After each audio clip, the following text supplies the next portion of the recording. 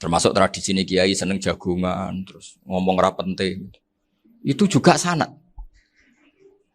Setahu saya Mbah Mun itu kalau ketemu bapak ya guyon terus. Saya punya kenangan tuh yang dulu agak iskal tuh begini. Ada isu lah, entah isu entah hoax entah apa, ada kaji itu agak beling itu, pokoknya beling lah. Seneng siapa itu, rondo lah apa. Pokoknya beling. Ketika Mbah Mun dilaporin tamu kalau kaji itu beling sama rondo itu. Mbah Mun tanyanya lucu. Lho ayu no cung. Wahyu banget, Mbah. Wahyu. Itu bapak juga bakas ayu nih. Dulu saya sekali ini kiai kok bakas wong ayu, bakas budine barang lah kira-kira gitu.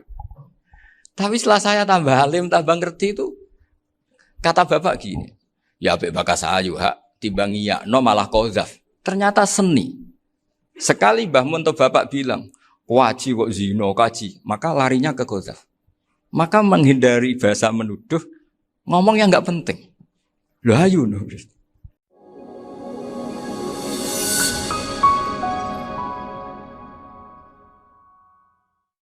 Pokoknya kula warai iki sampeyan nak ketemu Allah ben selamat niku kula jamin lah, nak ilmu kula niku orisinil. Allah niku gak ada adat, gak ada sunnah lah dalam bahasa Quran niku. Perkara iku ana alamate. Dadi misale ana mendung, alamate napa? Udan. Terus Allah niku nggih damel sistem. Misale huwallazi ja'ala syamsa diya awal qamara nura wa qaddarahu manazila li ta'lamu adadas sinina napa wal hisab. Sehingga di sistem itu kita tahu musim hujan itu misalnya musim ini. Kalau musim kemarau ini, posisi bintang pas di sini. Sehingga wong Jawa sing goblok lah roh iki musim hujan, iki musim kemarau. Kalau ahli hisab, ahli astronomi ngerti kalau matahari di sini berarti musim ini, kalau matahari di sini musim ini. Begitu juga musim panas, musim gugur macam-macam. Itu kita tahu, itu sunahnya Allah dan itu yang bikin Allah, kita tahu. Tapi sekali ada hujan kok kamu bilang begini. Wajar udan deres wong rendeng. Itu Allah tersinggung. Karena kamu nganggep udan itu jasane rendeng, ora jasane pangeran. Gak repot ngadepi pangeran. Ya memang begitu. Karena inginnya Allah manusia itu punya dua kecerdasan. Kecerdasan yang diciptakan nubuwah yaitu akidah dan kecerdasan yang diciptakan sains yaitu pengetahuan. Di kula terangno nggih cara mazhab Abu Hanifah banyu iku ora iso najis. Wis pokoke banyu iku nyucekno dadi ora iso napa? Najis. Tapi kalau dalam mazhab Syafi'i itu air yang tidak sampai 2 kolah. 2 kolah niku ukuran 1/4 itu sekira-kira 1 meter persegi. Berarti kiri kanan atas bawah niku napa? 1 meter niku pun 2 napa? Kolah. Niku nak cari Imam Syafi'i jika air sebelum 2 kolah itu kena najis sedikit rubah atau tidak rubah najis, nggih. Tapi kalau terlalu banyak meskipun kena macam-macam tidak nopo, tidak najis. Terus illa mata ghayyara kecuali yang rubah. Di misalnya ada limbah, ada kubangan besar gitu yang beribu-ribu liter, tapi kok warnanya sudah warna coklat, ya kayak tinja macam-macam itu dihukumi nopo najis. Tapi wis macam-macam malah mazhab dalam air. Tapi saya pastikan itu mazhab ulama. Saya pastikan itu mazhab ulama. Kalau teks hadisnya begini nih, monggo nak jenengan ape latihan ijtihad, kok menyesatkan ya ora apa-apa, sementing ini latihan. Jadi di Madinah, ini hadis di Musnad Ahmad, di Madinah itu ada sumur, bukan sungai loh. Saya ulang lagi sumur, bukan sungai. Kalau sungai itu konotasinya kan luas, panjang, mengalir. Ini sumur, bener-bener apa? Sumur.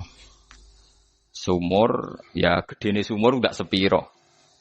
Nabi itu wudu di situ terus diingatkan ya Rasulullah itu sumur dulu zaman sebelum engkau datang sebelum ada Islam di sini dipakai pembuangan jifah batang anjing dan nyuwun sewu kotoran orang haid ya kotoran orang haid. Terus saat itu Nabi ngendikan alma tahurun la yunajjisuhu syai'un, kata Nabi yang namanya air itu menyucikan tidak pernah bisa kena najisnya. Alma tahurun la yunajjisuhu nawa syai'un. Terus Nabi wudu. Ya sudah begitu. Ya sudah begitu sampe rasa bojiro-jiro no. Alhamdulillah hadise ngono. Ya kan ya, paham kan ya? Mana nek sampean ditangleti. Kulo sering ditanya sama orang-orang Jakarta, "Gus, Saya ini punya air langganan PDAM, itu dikelola dari sungai ini. Padahal sungai ini mulai tinja sampai sapi tank macam-macam ya ke situ semua, Gus. Terus gak baunya karena kaporit. Itu gimana itu, Gus? Suci ndak itu? Terus saya tanya, lah kamu pakai ndak? Ya sudah pakai, tapi tetap tanya hukumnya.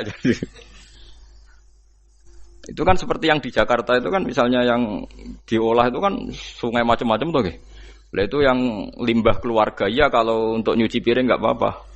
Sapi tank macam-macam kan ke situ juga. Ya kan ya, cara kok istihad ya. Karena kalau menurut Syafi'i, dua kolah pun tidak ada pengaruhnya kalau terlalu banyak apa? Bahan yang apa? Najis, yang limbah itu yang najis. Ya jelas najis ya. Kalau teletong sapi kan ijek ono intikal madhab, rausul makul tohir. Kotoran hewan suci itu suci, masih banyak mazhab yang mengatakan bahwa kotoran barang suci itu suci, masih bisa intikal. Kalau kotoran manusia itu lebih kriminal, enggak ada mazhabnya itu. Jadi kotoran wedhus iku ono ulama sing darani suci, tapi nek kotoran ruhin gak ono. Nah, itu kan repot. Makanya kata sebagian ahli hadis, sebaiknya hadis itu tidak usah diistihati, pokoknya Nabi ngendikan begitu gitu. Ya sudah orang terus ya sudah begitu.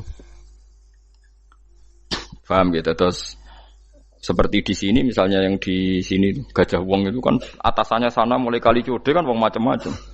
Mulai wong buang kotor air besar, air kecil kan lewat semua. Macam-macam. Makanya masalah air itu pokoknya sifatnya air itu ma'an tahura, sifatnya air itu mensucikan. Mensucikan itu dua dalam mazhab Syafi'i itu. Air dan tanah. Ya, air dan tanah. Terus sama Abu Hanifah ditambah satu. Ini kalau sampean coba tidak apa-apa, api.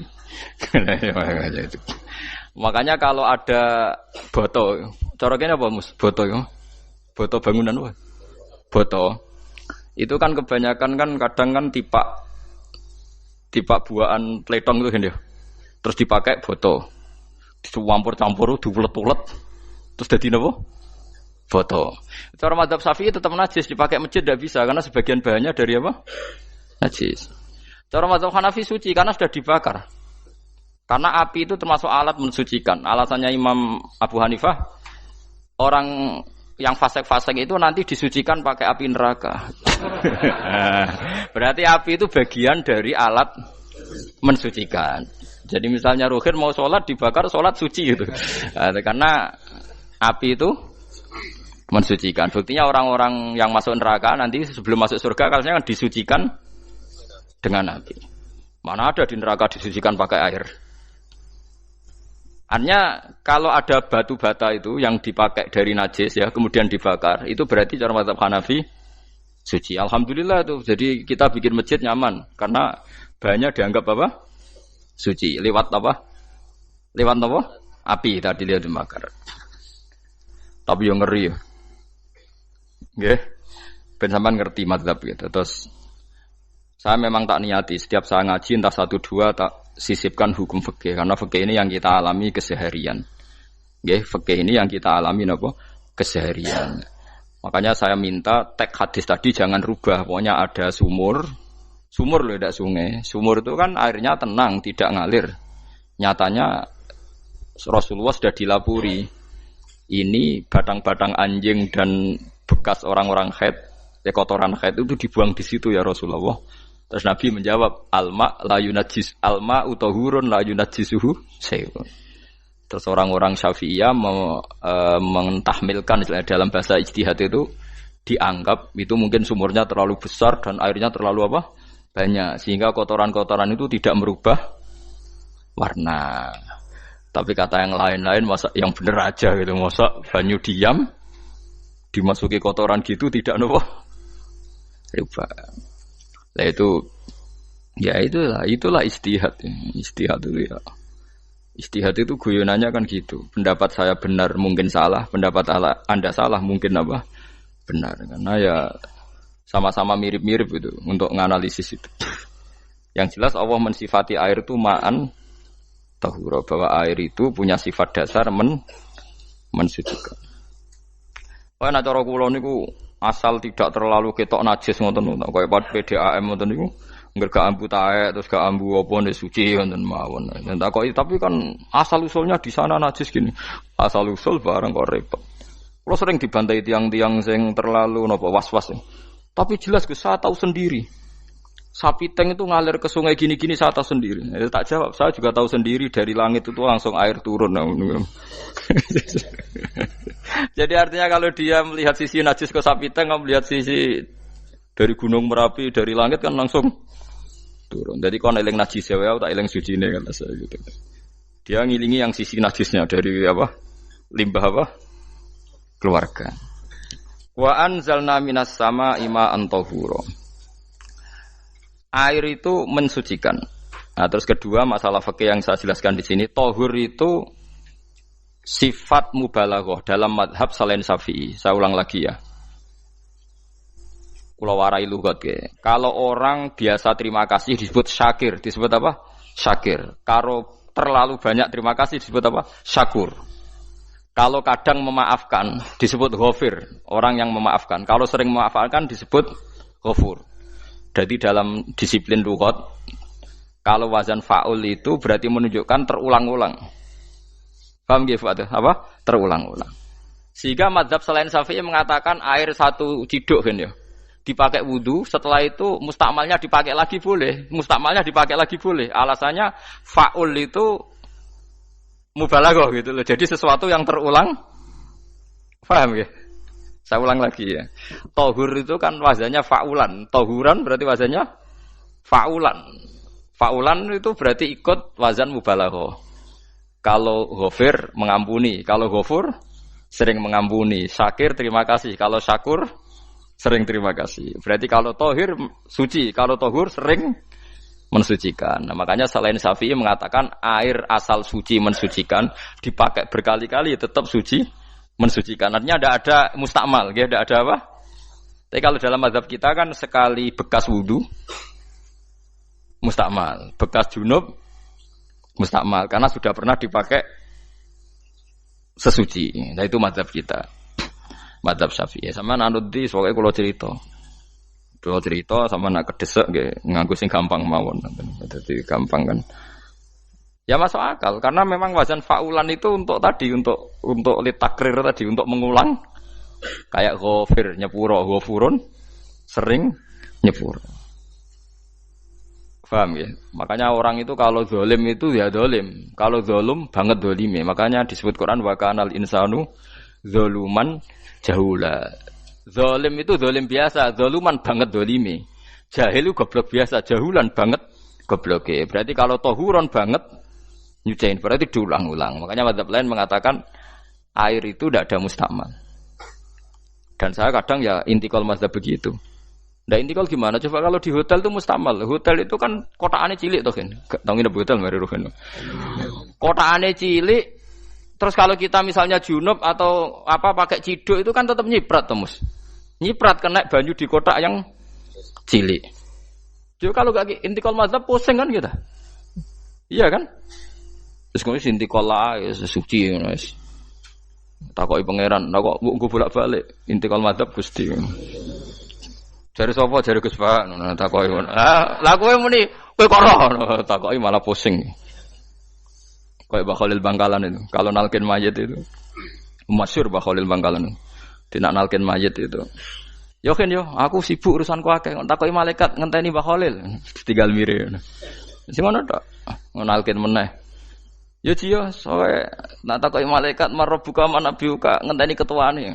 Maksudnya ngenteni dekne. Ya sudah ditinggalin. Ya orang ditakoki wong dekne orang kabudut. Pokoke diwarai kabeh. Nah, terakhir beliau rodok modern. Ngenteni ketua rombongan pokoknya. Jadi nanti yang jawab itu ketua rombongan. Tapi aja tiru kan ngono takoki malaikat ngentosi Gus Pak. Aku teko tutuki mawon Gusti. Sewen. Yakin muga ruhin ngomong ngoten kula ngomong kan nangkir. Kamu tahu kan tugas standar Anda apa? Ya tugas standare mung kan nangkir nutuki iku. Biasa wae. Biasa nutuki takkan apa? Nah itu mungkin bagian. guyone wali ku jek mungkin. Kadang orang itu engkar ndak bisa. Yaitu tadi piye wae resmi teknya Allah tu yaumana kullu unasim bi imamihim. Nanti manusia dipanggil itu per ketuanya. Bukan per individu kesuwen. Jadi ada teori itu yang mungkin benar. Teori itu yang mungkin benar karena kita nanti di mahsyar juga dipanggil ketuanya dulu. Jadi ya ma'asyarus syafi'iyah, terus Imam Syafi'i disuruh maju ya ma'asyarul malikiyah. Karena ketua ini nanti yang menciptakan madhab. Karena ada pepatah an-nasu ala dini mulukihim. Manusia itu ngikuti tradisi ketuanya. Lagi coba orang Indonesia mbok bodoh, mbok ora, mbok pinter, mbok ora nggak Abu Bakar ya radhiyallahu anhu. Coba kalau tradisinya Syiah, mungkin Abu Bakar laknatullah alaihi kan gitu. Ya kita tidak tahu begitu. Akhirnya kita ketiban apik karena menghormati apa? Sahabat. Artinya ketua itu penting, menciptakan suasana ketua itu penting. Coba kalau tanpa ketua, mungkin kita tidak punya tradisi. Makanya dipanggil itu ketuanya. Paham? Makanya sampean milih ketua itu yang benar. Setidaknya orang ikhlas. Misalnya rapati bener, penting itu ikhlas. Ngeri itu kalau pas sampean dipanggil nunjuk ketua itu. Kemudian ketua partai, wah panggil pangeran bingung kan. Ketua sopo nyebut ketua partai. Waduh. Ketuane partai dia celuk pangeran Melayu. Wah, ngadepi pangeran meriang tetep. Paham gitu. Jadi nanti sampean itu ditanya itu lewat nopo? Lewat nopo? Ketua. Terus ketua nanti itu ngecek ada nur yang dipakai alamat dia ngikutin ndak. Nah, yang paling ngeri ya termasuk Rasulullah. Rasulullah itu nanti pakai standar itu. Inna umati yut'auna yaumal qiyamati hurran muhajjalin min atharil wudu. Itu kan ada tanya jawab sama sahabat. Kata Rasulullah, kamu tidak usah khawatir kalau saya meninggal. Meninggal saya itu baik. Hayati khairun lakum wa mamati khairun lakum. Saya hidup di antara kalian ya baik, setelah saya meninggal juga baik. Ya Nabi ya unik. Amma hayati fali asunna lakum as-sunan. Kalau saya masih hidup berarti saya bisa meneladani kamu melakukan beberapa sunnah, beberapa tradisi. Sunnah itu tradisi. Jadi orang kudu artinya sunnah itu wajib atau sunat. Buktinya di Quran ada sunnatallahi allati sunnatallah fil ladzina khalau min qabl. Jadi sunnahnya, tradisinya Allah menghukumi orang-orang dulu. Itu bisa orang benar, bisa orang tidak apa? Benar. Kata Nabi kalau saya masih hidup fali asunna lakum asunan. Saya bisa mentradisikan kamu beberapa sunnah, bisa wajib, bisa sunnat. Wa amma wafati ya khairun lakum. Kalau saya sudah meninggal nanti juga bagus. Mergo aku nak SK pundhut jare Nabi aku jejer pangeran.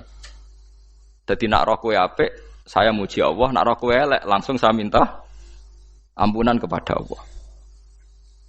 Dan semua umatku nanti diampuni. Terus Nabi mulai menangis, tapi ada beberapa masalah. Ketika orang-orang itu ternyata umatku, mau saya ajak ke surga, kata Tuhan, kata Allah, innahum qad ahdatsu ba'dak. Mereka ini bikin aturan aneh-aneh setelah kamu Muhammad.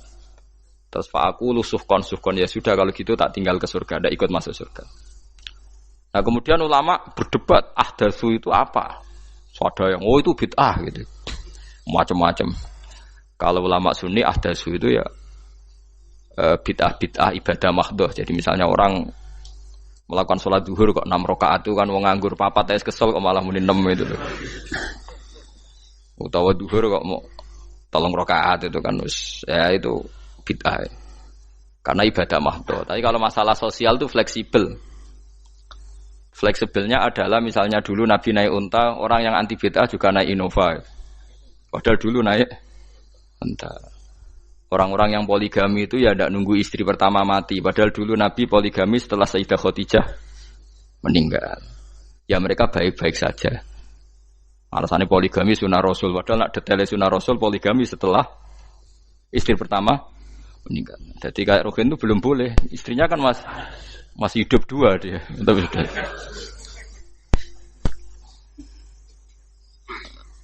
Nah, bukan artinya kalau sampean memaksakan gitu.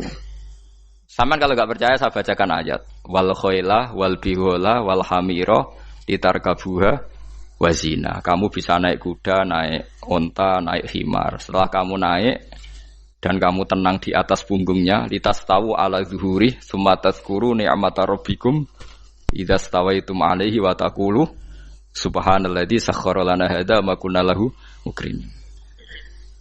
Artinya ketika kita naik onta zaman dulu dan tagnya memang onta, itu terus kamu baca subhanalladzi sakhkhara lana hadza. Apakah sekarang kesunatan baca itu kalau yang ditumpai onta, sehingga kalau yang naik Innova tidak usah baca itu gitu. Wah, aku numpakku ora onta kok, dadi ora usah maca subhanalladzi apa? Sakhkhara lana. Dhisik Nabi maca iku mergo numpake onta. Ya ngajak goblok bareng to, mosok umat tepuk kanthi begitu itu. Makanya sensitif, bakas bid'ah ndak itu sensitif, tidak usah dibahas, biasa saja. Nek ora cocok ya diem aja. Sudah, sebenarnya ora cocok kalau sampai ngelakoni, tapi tidak usah komentar karena jelimet. Saya pernah ditelepon orang, dimaki-maki. Orang Sidoarjo. Padahal wong Jawa Timur, ya aneh. Kan ada orang matur Rasulullah namanya Abdullah bin Amr. Ya Rasulullah, saya ini kuat puasa terus. Kata Nabi, jangan puasa 1 bulan 3 hari saja itu sama dengan 1 bulan penuh. Karena 1 puasa sama dengan 10. Masih balelo terus termasuk menyangkut Quran. Ya Rasulullah, saya ini tiap hari khatam Quran. Jangan 1 bulan sekali saja baru khatam. Enggak ya Rasulullah, saya ini ingin sering khataman. Ya sudah, kalau gitu seminggu sekali, sab'a layal. Saya lebih kuat ya Rasulullah, 3 hari. 3 hari saja khatam sekali. Iqra'hu fi salasin, kata Nabi. Ya Rasulullah, saya lebih kuat ketimbang itu. Tidak ada yang lebih baik ketimbang itu, kata Nabi.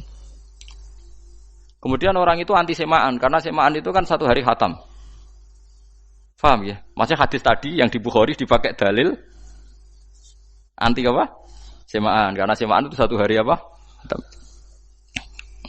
Lewat telepon pertama lewat santri saya, terus lama-lama lewat telepon. Terus saya tanya, kamu bacanya hadis kira-kira sama saya banyak mana? Kayaknya banyak jenengan. Terus saya tanya, betul Nabi menyuruh khatam tiap 3 hari? Ya. Betul Nabi nyuruh khatam tiap 1 bulan? Ya. Ya sudah, lakukan saja. Anda sering enggak khataman tiap 3 hari? Enggak pernah, setahun aja enggak mesti.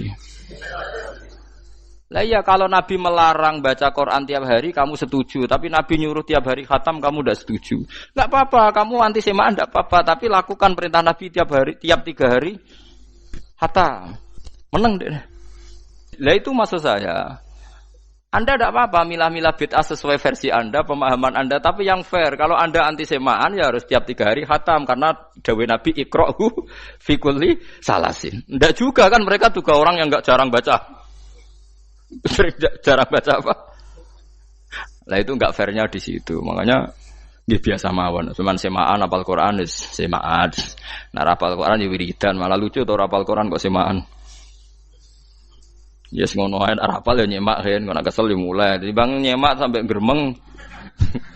Bariku mangan entek akeh kan malah lucu. Wong nyemak yo do kurang ajar. Jajal kok nyemak ki delok ngarep mbek guri tok, gres kebar ya wis. Aku serah kelakuane wong nyemak. Kan dekne ra hafal kan yo. Biasane nyegat guri to. Kok agar gurine kembar pojok ya. Wis. Kok agar gurine pojok kembar.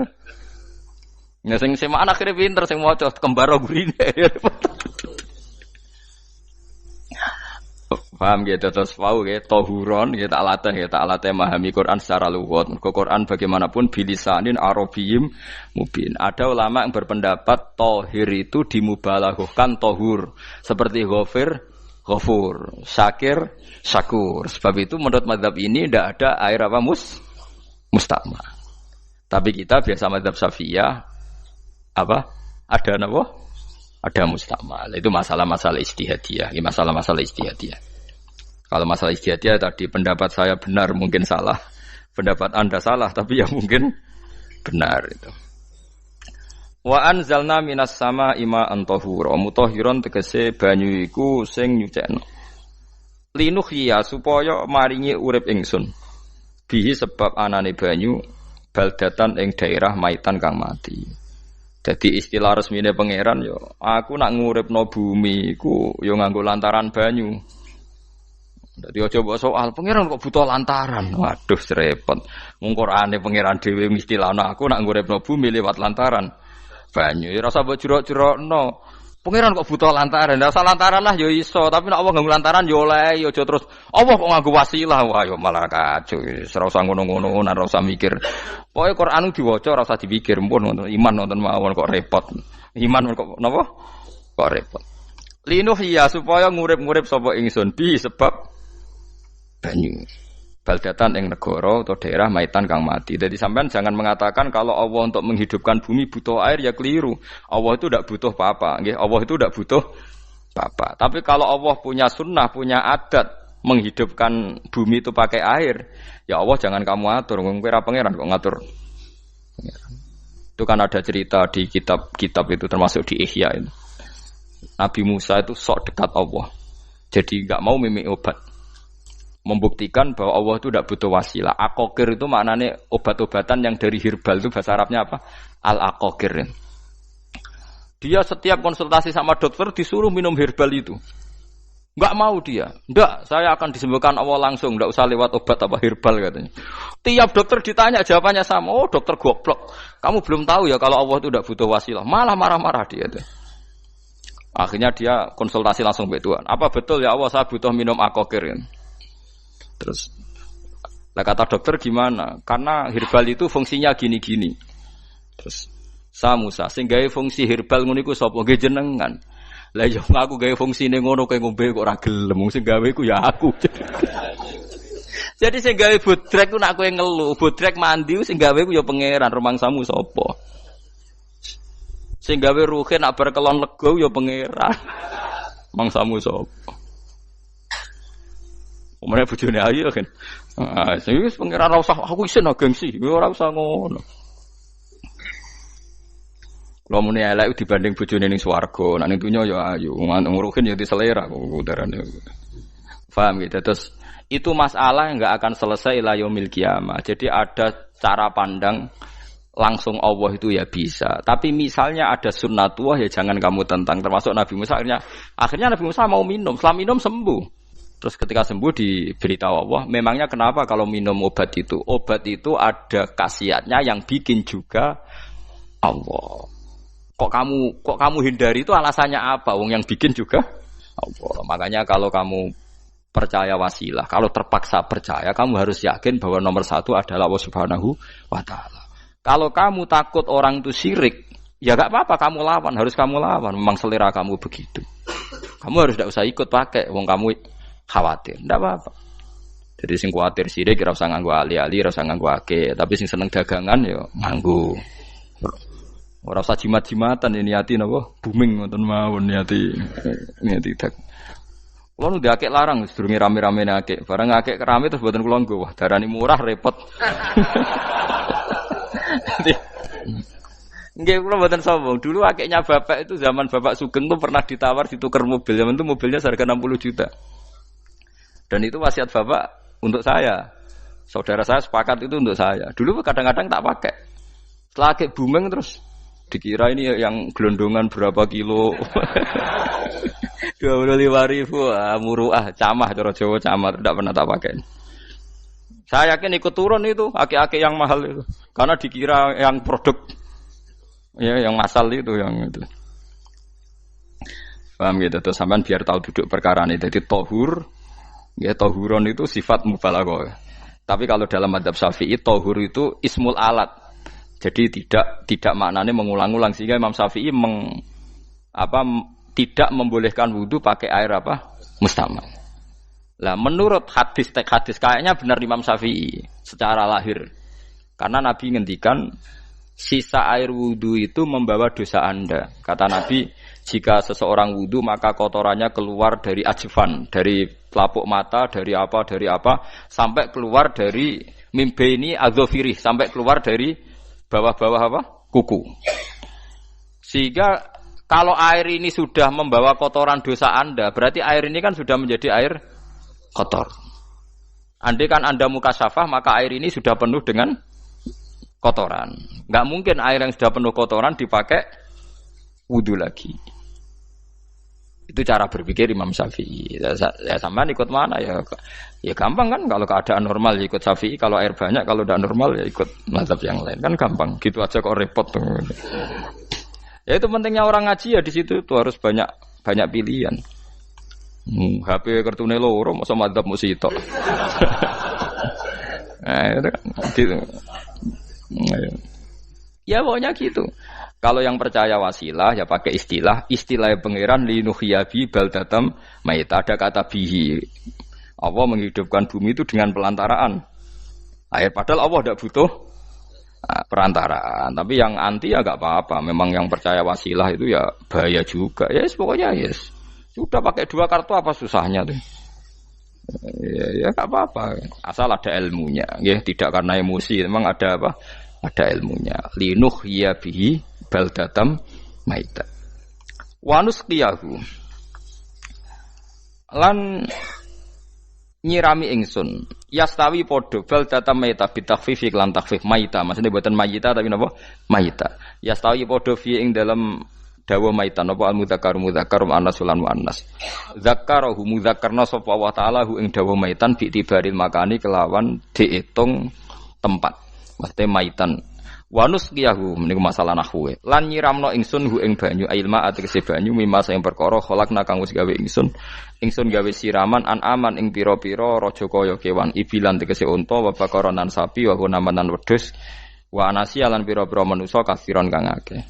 Iki unike Quran, kadang kewan mbek manusa iku dibakas dhisik kewane. Engko nek ndelok dosa mbek ora ya apik kewan. Tapi nek ndelok diakal mbek ora ya apik manusa, tapi nek didelok manusa mbek kewan niku dosa ndi? Dosa manusa. Mulane nek salat istisqa iku kesunatane gawa kewan. Lho nggih tenan mboten guyon, sampean delok kabeh kitab fikih nek salat istisqa kesunatane iku wong kon gawa apa? Kewan. Tapi aja kethek lho ya. Contone ngono iku ya kaya wedhus sapi, engko terus go gethek ula bulus wah, malaikate bingung wah. Maksudnya kewan tapi aja bulus, kethek ula. Mulane teng daerah mriku, teng daerah Sarang nate kekeringan. Bareng kekeringan tiang salat istiqo ono sing go sapi, go wedhus, delalah bar salat istiqo iku udan. Tapi kula seneng mbek kiai ini. Pas udan kiai ini ngendikan itu. Kowe aja GR nak udane krana kuwi ya krana sapi mbek wedhus iku. Mergo ora duwe dosa, mergo ora duwe apa? Dosa.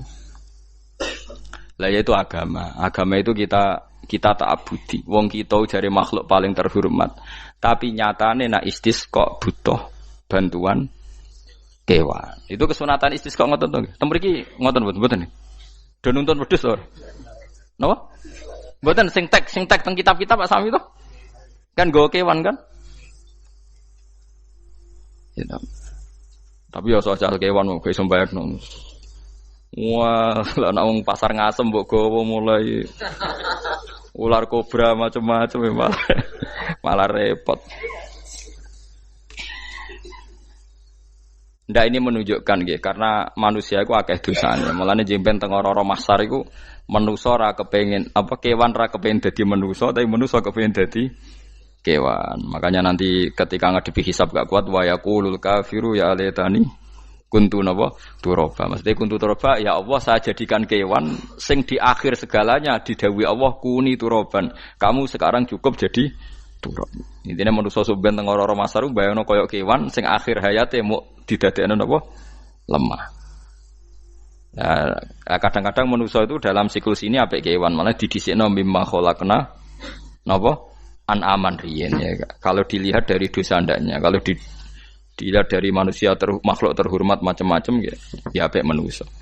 Wa anasiya lan pira-pira manusa kasiron kang akeh. Jamu insan ente lafat anasi jame lafat insan.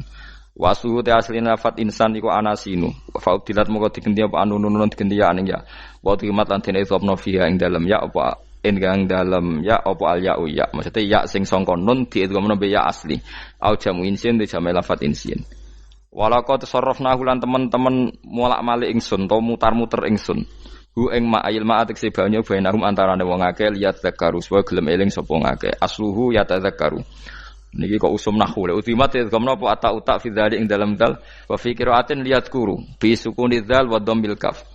Lihat kuru nikmat Allah ing nikmate Allah taala bihi klan mak fa aba mongko moh sapa aksarun nasi sapa akeh manusa moh ila kufuron kecuali mungkiri ning nikmat juhudan tegese mungkiri ning nikmat ngingkari ning nikmati maring nikmat haitsu qalu sekirane ngucap sapa ngakeh mutirna bina ikada mutirna den kei udan kita bina ikada sebab posisi perbintangan iki supaya kula warai iki sampeyan nak ketemu Allah ben selamat niku kula jamin lah nak ilmu kula ni orisinil. Allah niku gada adat, gada sunnah lah dalam bahasa Quran niku. Perkara iku ana alamate. Dadi misale ana mendung alamate napa udan. Terus Allah niku nggih damel sistem. Misale huwallazi ja'ala syamsa diya awal qamara nura wa qaddarahu manazila li ta'lamu adadas sinina napa wal hisab. Sehingga di sistem itu kita tahu musim hujan itu misalnya musim ini. Kalau musim kemarau ini posisi bintang pas di sini. Sehingga wong Jawa sing goblok lah roh iki musim hujan iki musim kemarau. Kalau ahli hisab, ahli astronomi ngerti kalau matahari di sini berarti musim ini, kalau matahari di sini musim ini. Begitu juga musim panas, musim gugur macam-macam. Itu kita tahu, itu sunahnya Allah dan itu yang bikin Allah, kita tahu. Tapi sekali ada hujan kok kamu bilang begini, wajar udan deres wong rendeng. Itu Allah tersinggung karena kamu nganggep udan itu jasane rendeng, ora jasane pangeran. Gak repot ngadepi pangeran. Ya memang begitu. Karena inginnya Allah manusia itu punya dua kecerdasan. Kecerdasan yang diciptakan nubuwah yaitu akidah dan kecerdasan yang diciptakan sains yaitu pengetahuan. Itu inginnya Allah. Jika menyangkut hisab dan ru'yah yang diperdebatkan oleh Muhammadiyah itu sebetulnya juga masalah sepele. Masalah sepele itu begini. Siapa sih yang mungkiri hisab? Wong hisab itu ya nasib pangeran li ta'lamu adadasinina wal hisab. Siapa sih yang mungkiri ru'yah? Wong ru'yah itu hadisnya sahih. Yasumu li ru'yati wa aftiru li ru'yati. Fa in humma 'alaikum fa'akmilu iddata sa'ban salasina yauman. Jika kamu ragu ya ikmal. Ikmal itu menjadi 30 hari. Sekarang sampean saya tanya, ikmal 30 hari itu dari hisab apa ru'yah? Hisab kan namanya ikmal itu pakai saiki wis 29 nak kepen ikmal 30. Lho ikmal itu ru'yah ta hisab? Hisab. Jadi apa susahnya sih pakai dua ilmu itu?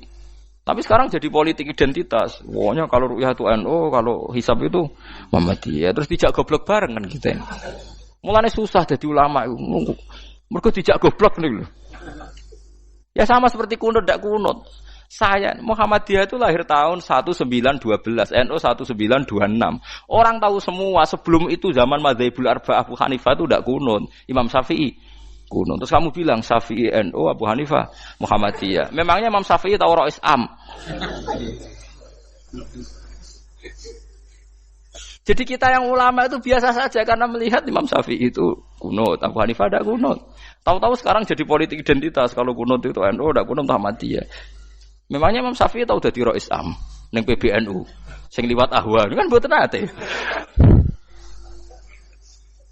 Jadi kalau ulama itu lebih sederhana cara berpikir. Ya sudah, hisab itu ya ilmunya Allah, ruya ya ilmunya Allah. Jadi misalnya dagang dihitung, kalau dihitung itu rasional berarti sain.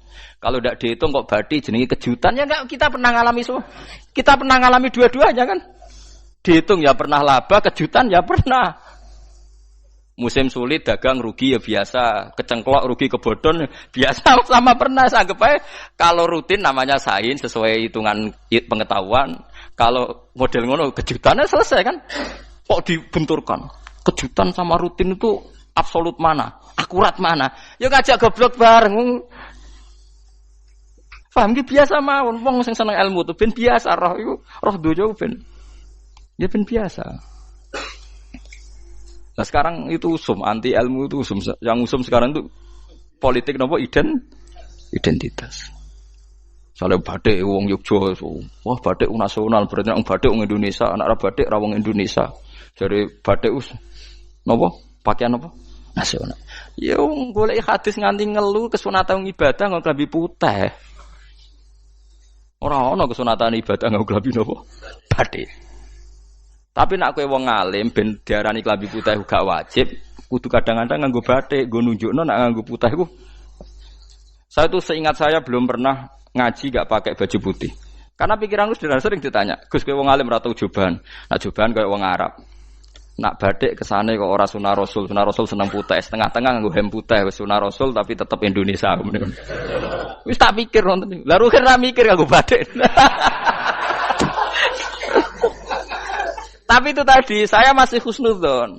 Jika jadi tren nganggo klambi hem putih dianggap wajib, harus ada yang pakai batik untuk menunjukkan kalau ndak wajib. Lah mungkin dia termasuk begitu melok. Makome dekne iku wis nglurusno. Itu ndak tahu saya kalau itu berarti sudah tinggi, kelasnya sudah tinggi. Jadi menurut saya tengah-tengah ya pakai hem putih kalau sholat. Tengah-tengahnya adalah nak jubah terlalu Arab. Nak batik be Nabi ngendikan kesunatane ibadah itu pakai putih. Nganggo mori kok wong mati ya sudah hem, ya sudah tengah-tengah. Menurut saya, sama ndak harus ikut saya.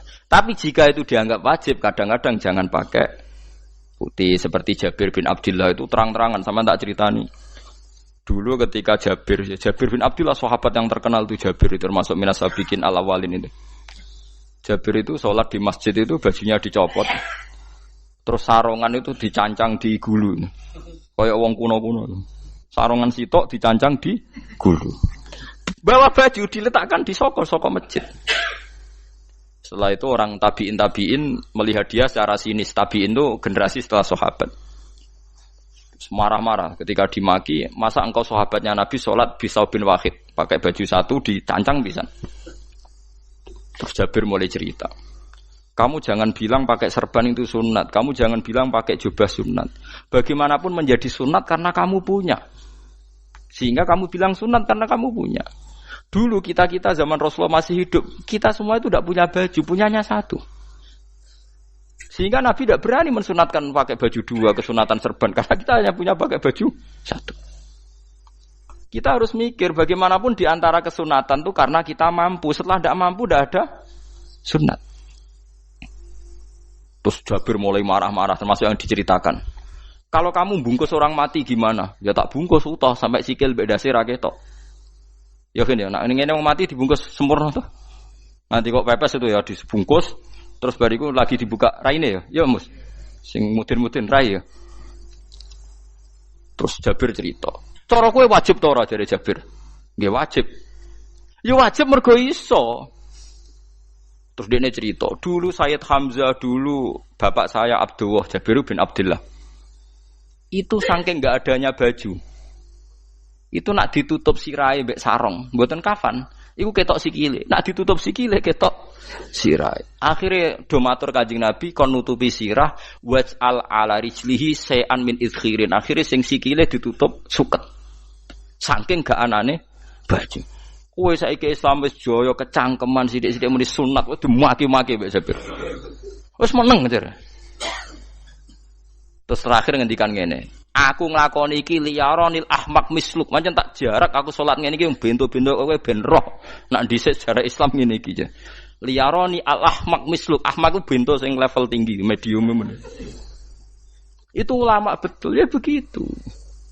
Saiki wong Islam jog tuku kurma gampang, sithik-sithik buka nganggo kurma, sunah Rasul mergo nganggo kurma. Ya perkarane ke kelar tuku, zaman kene Gunung Kidul melarat nganggo apa? Aneh-aneh iku. Makanya di fikih jelas, nek iso kurma, nek iso asal manis, nek iso asal gak nyolong titik wis. Kok cek repote hukum. Bagaimanapun kowe kecangkeman muni sunan mergo mampu. Zaman kira mampu orang muni ngono padahal hukum iku wis dhisik-dhisik. Hukum itu baru apa sudah kemarin-kemarin?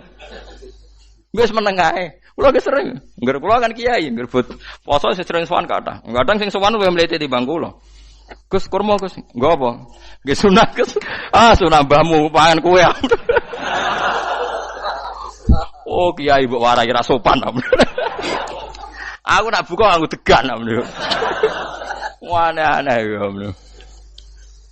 Namun ini sunah dia ora usah kecangkeman. Lagi buka kurma pirang tahun, lebih kali tahun Gus. Umur piro? 40 Gus. 38 tahun gak anggo sunah, lagi 2 tahun gegere gak karuan. Biasa saja. Dulu Nabi itu ya biasa. Nabi kalau zaman ngendikan yang ngeper sampai 4 kali. Kalau gak mampu ini, kalau gak mampu ini. Nabi kalau ngendikan ya gitu sampai diulang-ulang. Karena Nabi tahu tidak semua umatnya gampang mendapatkan itu. Misalnya kafarah puasa 2 bulan nuntut, kalau tidak bisa ngasih makan orang miskin sekian, kalau tidak bisa gini sampai habis. Kulo ma'rufin sedekah, kalau tidak bisa ya Rasulullah firsana satin, sampai ludus gak usah sikit tamrotin. Kalau gak bisa fabi kalimatin thayyibah, cangkem sing apik. Nek ra iso sementing aja merengut. Terakhir walau bitol qatin apa? Wajin. Itu lama mewarisi sekian kebaikan yang diajarkan Nabi, tidak terus dipatenkan satu ngel-ngel wong akeh. Kono apa ngekek kurma kok khutbah bareng sumpah. Wes pangan dhewe entekno. Ya ana sing sabar, wis kula tobat Gus mun mboten ngomong-ngomong ngono ya. Ya biasa saja kalau ingin sunnah-sunnah biasa saja. Dawe Nabi wal qasda tabluhu, kamu itu yang biasa saja. Biasa itu ya standar saja. Ya biasa. Jadi Nabi dulu kalau melakukan sunnah itu biasa. Sunnatun sanaha Rasulullah sallallahu alaihi wasallam. Ini sunnah yang dilakukan Nabi. Tapi di luar yang azimah. Azimah itu yang wajib atau fardhu ain itu sahabat biasa. Karena bagaimanapun kita bisa begini karena mampu. Seperti Jabir tadi, orang bisa sholat pakai serban, pakai jubah karena mampu. Zaman Nabi awal Islam. Sama lihat Bilal, ada nak belodor gitu tuh. Sama lihat film Umar atau film-film Bilal. Itu memang nyata dulu itu la yajidu ahaduna illa thawban wahidan. Tidak ada yang kecuali punya baju apa? Sama dulu film-film, mulai versi seneng kitab sampai versi film itu sama. Bilal nak adzan ya blodor, ora adzan di blodor gak sopan. Oh memang ya duwene klambi mok sitok iku. Adlok ceritane Sa'labah, bar salat salam langsung melayu. Berkali-kali yang bersalam melayu. Jebule apa genta kae. Ya salah bang bersolat ora witir mlayu kenapa? Saya takoki ya Rasulullah, takoki Nabi. Salah bah kata sahabat-sahabat kowe nak salat bar mulai langsung mlayu. Ya Rasulullah, kambing kula namung setunggal, istri saya di rumah aja utuh. Iku saking ndak adanya baju. Oh, saiki nang sunatno kon. Ya begitu. Makanya ketika Sayyidina Umar idza ausa Allah fa ausiu. Nanti kalau sudah jembar ya jembar. Nak lagi ruwet ya ruwet. Ya sudah biasa saja. Paham ya? Jadi kalau suwun misalnya malah yudroku kullu, la yudroku napa kullu. Kalau tidak bisa semua jangan sama sekali. Jadi misalnya kita tidak bisa jubahan, tidak bisa serbanan mergo ora wong Arab. Supaya saya ndak keriting jubahan kok tonggo ya guyu. Paham nggih? Wah aneh ngono. Kemudian nek ora kaji kok jubahan malah digugat wong akeh. Ya sudah pakai hem putih saja. Yang penting dua semangat sunnah putihnya misalnya. Ya tengah-tengah gitu. Tapi kalau kira-kira dianggap wajib ya kan ganti batik kayak Ruhin itu. Itu makomnya sudah itu tadi sudah tinggi sekali. Ya Nabi itu kan misalnya Nabi nyifati rambut yang baik itu yang lurus ngombak gitu. Sifatnya Dajjal itu keriting. Tapi yang keriting ya enggak apa-apa. Bukan berarti wah keriting mirip Dajjal janda gitu. Ya itu kan Allah menunjukkan kekuasaan. Nanti kalau Allah bikin lurus semua dikira enggak mampu bikin yang keriting, ya sudah dibikinlah yang keriting. Ya sudah gitu biasa saja buatan berlebihan. Paham gitu. Jadi Nabi itu kalau ngendikan seingat saya ini hafal banyak hadis. Kalau ngendikan tuh sampai berkali-kali. Itu tadi mulai kalau sedekah pakai ini, kalau ndak mau sampai mulai firsana satin sambil wedhus ijek larang walau bisiki tamro separone kurma masih kadang ndak mampu fabi kalimatin thayyibah enggak mampu lagi ya soalnya tasaddaku walau bitol qati wajin sedekahlah meskipun dengan ceria. Itu sirinya kenapa saya ngaji guyon karena paling ndak ceria itu happy. Coba kalau saya ngaji merengut meneng terus ketok nyesal terus sing ngaji kan mikir, Gus bak kurang apa? Kita ngaji ku ana sing kurang. Oh, terus sing kedonya nafsir wah paling kurang sangune. Wah jadi repot. Mulane kula ngeten wis tak pikir, mangsa ora tak pikir. Guyon kula mek sampean nangis mbon ndi ganjaran akeh ndi. Mergo guyon kula bi ilmen nangis sampean mikir utang. Jadi terakhir sedekah talqati wajhin, wajah yang ceria, yang happy. Kowe iki happy kan yo seneng, paling gak mikir nasibe kan. Kiai iku happy sebenes. Jajal misale kiai kok rogen sumpeng. Maca kukar-kukur, bariku angop. Bariku kukur-kukur meneh. Kan wong mikir. Wae tanggale bayar apa piye kredite. Waduh. Apa wayahe ditarik sepeda motor kan orang terus menafsirkan macam-macam. Sing elek sing wong alim mulai nafsiri paling terkipe ra iso. Wah, paling elek. Ya nek wong alim kan ana ukur-ukur mesti nek sing suudon kan paling macane bingung terkipe ngono. Ya macam-macam lah sesuai asumsi napa Jadi kula suwun lah sama nak dadi kiai nak ra iso sedekah macamnya terakhir ceria. Mergo Nabi ngendikane terakhir tasodaku walau bitol qoti wajhin. Bersedekahlah meskipun dengan keceriaan napa muka atau wajah. Namun kalau itu Nabi diulang-ulang. Jadi kalau ngendikan tuh diulang-ulang. Sekarang tuh orang mau mendorong sunnah Rasul itu satu. Ya berat bagi yang enggak bisa melakukan itu apa? Yang enggak bisa melakukan itu apa? Berat. Jadi dibacalah hadis itu dibaca utuh. Ya bukan kita apa ya mau sekolah kepingine kabeh umat Nabi itu happy. Mergo selama itu tidak maksiat berarti anut ajaran Kanjeng Nabi Muhammad sallallahu alaihi wasallam. Ma khuyira Rasulullah baina amrayni ilakhtara aisaruhuma malam yakun isman. Rasulullah itu tidak pernah disuruh milih dua hal yang berbeda kecuali milih yang paling gampang. Asal itu tidak barang dosa. Itu hadis muttafaq alaih. Ma khuyira Rasulullah baina amrayni ilakhtara napa aisaruhuma malam yakun napa isman. Jadi Nabi itu tidak disuruh milih dua hal, mesti milih yang paling gampang asal tidak nopo dosa. Makanya Nabi kalau ditanya, ya Rasulullah sampean nanti tawaf pakai unta apa ndak? Kesel ndi? Nggih kesel melaku, ya naik unta saja. Makanya Nabi kalau tawaf itu dulu pakai apa? Unta. Saiki mulane Arab Saudi PG MRT mergo dhisik Nabi unta terus saiki nganggo napa? Kereta lingkar. Sekarang baru diperdebatkan.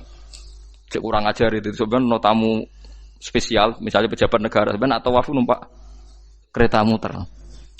Diarani rasah dhisik Nabi numpak unta, diarani sah cek kurang ajar ning dhuwur. Terus sampai angop-angop terus tawaf. Sampeyan muni sah ta ora ya, jujur. Muni rasah Nabi dhisik tawaf. Ngagem unta muni sah kok kurang ajar. Wah, ya misalnya numpak kereta asenan anggap sithik-sithik sebeng 7. Kurang ajar juga. Saat ini lebih diperdebatkan, tapi ya mbok sing bakas ngono ben ngerti hukum sampean ben ora nak kiai ku bingung, ulama yo mikir hukum. Iku ketok ceria kula, sampean ora bingung ora ceria. Fa aba mongko mo sapa aksarun nasi sapa akeh manusa mo ila kufuron kecuali ngafirin nikmate Allah juhudan tegese ingkar nikmati maring nikmat haitsu qalu sekirane ngucap sapa kufar mutir nabi nawi kada mutir nadien kaeringi udan kita binawi kada sebab posisi bintang sing ngene iki walau syi'na la ba'atsna fi kulli qaryatin nadhira walau syi'na umpama ngersakno ingsun Allah la ba'atsna yektine nugasno ingsun utawa ngutus ingsun fi kulli qaryatin ing dalam saben-saben daerah desa nadhiron ing wong sing ngelingno. Umpama wong ngersakno kabeh desa yo nabi, tapi kok kakek nabi malah repot kan. Yukhawifu kang ngekeki peringatan sapa nabi ahlah ing penduduk Korea. Walakin ba'asnaka tetapi ning ngutus ingsun ka ing sira Muhammad ila ahlil qura maring kabeh penduduk kuliah sekabehane ahlil qura nadhiron khalidati nadhir khalidati nabi liya'zuma supaya gedhe apa ajruka ganjaran sira. Tapi kabeh nabi niku nggih pokoke Allah mampu mawon tiap desa dikai nabi, tapi Allah ndak melakukan itu, cukup nabi sitok. Terus kabeh iki anut Nabi Muhammad sallallahu alaihi wasallam. Mulane ana guyonan wong Arab mek wong Jawa apik endi? Apik wong Jawa aja.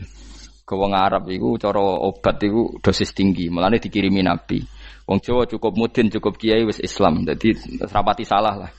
Penyakite ringan jadi diobati kiai iku wis dadi iman. Nah wong Arab kudu napa? Nabi. Berarti penyakit berat mek ringan apik endi? Apik ringan, lan jare kiai Jawa kita apik wong Jawa kus wong Arab. Mergo ora butuh napa? Nabi, berarti dosisnya kan kecil ya, rendah. Sauni-unimu wis. Wong bingung, ngono kok omongane wong napa? Bingung. Lha opo nganalisis ngono barang. Ya wong nganggur iku repot terus. Fala tutik mongko aja nurut sira al kafirina ing pira-pira wong kafir fi hawahum ing dalam hawa nafsune kafirin. Dadi kaya aja anut wong kafir ning menyangkut hawa nafsu. Tapi nek menyangkut kebaikan wong kafir sing kita kadang kalah baik dalam hal sosial, ya malah Allah kadang melehno kita mergo kok kalah mbek wong kafir. Nggih misale ngeten nggih, makanya Imam Suyuti nafsiri fala tutil kafirin ai fi hawahum. Dalam hal yang bersifat hawa napa? Nafsu. Misalnya begini, saya contohkan, Allah melehno wong mukmin. Ada sahabat ketika perang itu tangannya terputus, kakinya juga terputus. Terus matur Rasulullah, ya Rasulullah gara-gara perang derekno engkau, saya tangannya putus, kaki saya putus. Ternyata tidak diapresiasi sama Allah, malah disalahkan. Gini kok Allah terus nurono ayat iyam saskum korhun faqad masal qoma korhum mislu. Jika Anda luka karena perang, orang kafir pun luka. Wong kafir wong gento wae wani luka demi kekafiran, kok kowe wong Islam jare demi Allah ora wani luka. Jika masyhur di kalangan para ulama, nanti setiap kebaikan itu dibandingkan kezaliman. Ya saya ulang lagi, nanti setiap kebaikan itu dibandingkan kezaliman. Misalnya kita jadi kiai ora enak, ora gaji tetap, setepak-tepakan, kadang untuk duit, kadang ora. Enak jadi PNS, gajinya tetap. Nanti kita disalahkan Tuhan. Pedagang narkoba itu gajinya juga enggak tetap. Risikonya tinggi, ditangkap polisi, hukumannya mati, itu saja berani. Kowe nyai trimo ngono ra wani. Kowe tahajud kanyeben, bengi-bengi tangi tahajud kanyeben. Tukang maling ayam bengi-bengi tangi nyolong. Risikonya tinggi ya anyep wani. Jadi nanti kowe di depan Tuhan dimaki-maki, kesalehan kita akan dibandingkan kezaliman. Lan ana wong saleh diutangi dhuwit ora oleh medhit, sebenarnya dibandingno. Maling mbek maling utang-utangan, wong saleh ora utang-utangan. Ya memang begitu. Nah itu yang dimaksud ayat intakunu ta'lamuna fa innahum ya'lamuna kama ta'lamun wa tarjuna minallah ma la yarjun. Jika kamu merasa sakit karena berjuang demi agama, orang-orang zalim juga sakit karena kezalimannya. Toh mereka berani. Coba jadi kiai bandar narkoba resikonya tinggi mana coba? Resiko jadi bandar narkoba. Antar geng narkoba juga musuhan, takut ditangkap polisi. Jadi kiai paling ngomong hasud sithik-sithik. Paling wong ngrasani. Kiai iso ngene omong tok ora iso nglakoni paling gitu. Padha kiai ini paling hasud. Ya sithik-sithik lah, paling serek. Kalau bandar narkoba gak cocok, nembak. Karena rivalitas mereka ekstrim.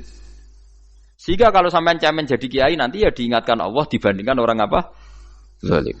Jadi eling-eling ya. Terus semua kesalian kita, loyalitas kita pada agama nanti dibandingkan orang zalim karena mereka loyal sama pekerjaannya, sama kezalimannya. Enggak terus preman-preman nak belani kanca wani mati.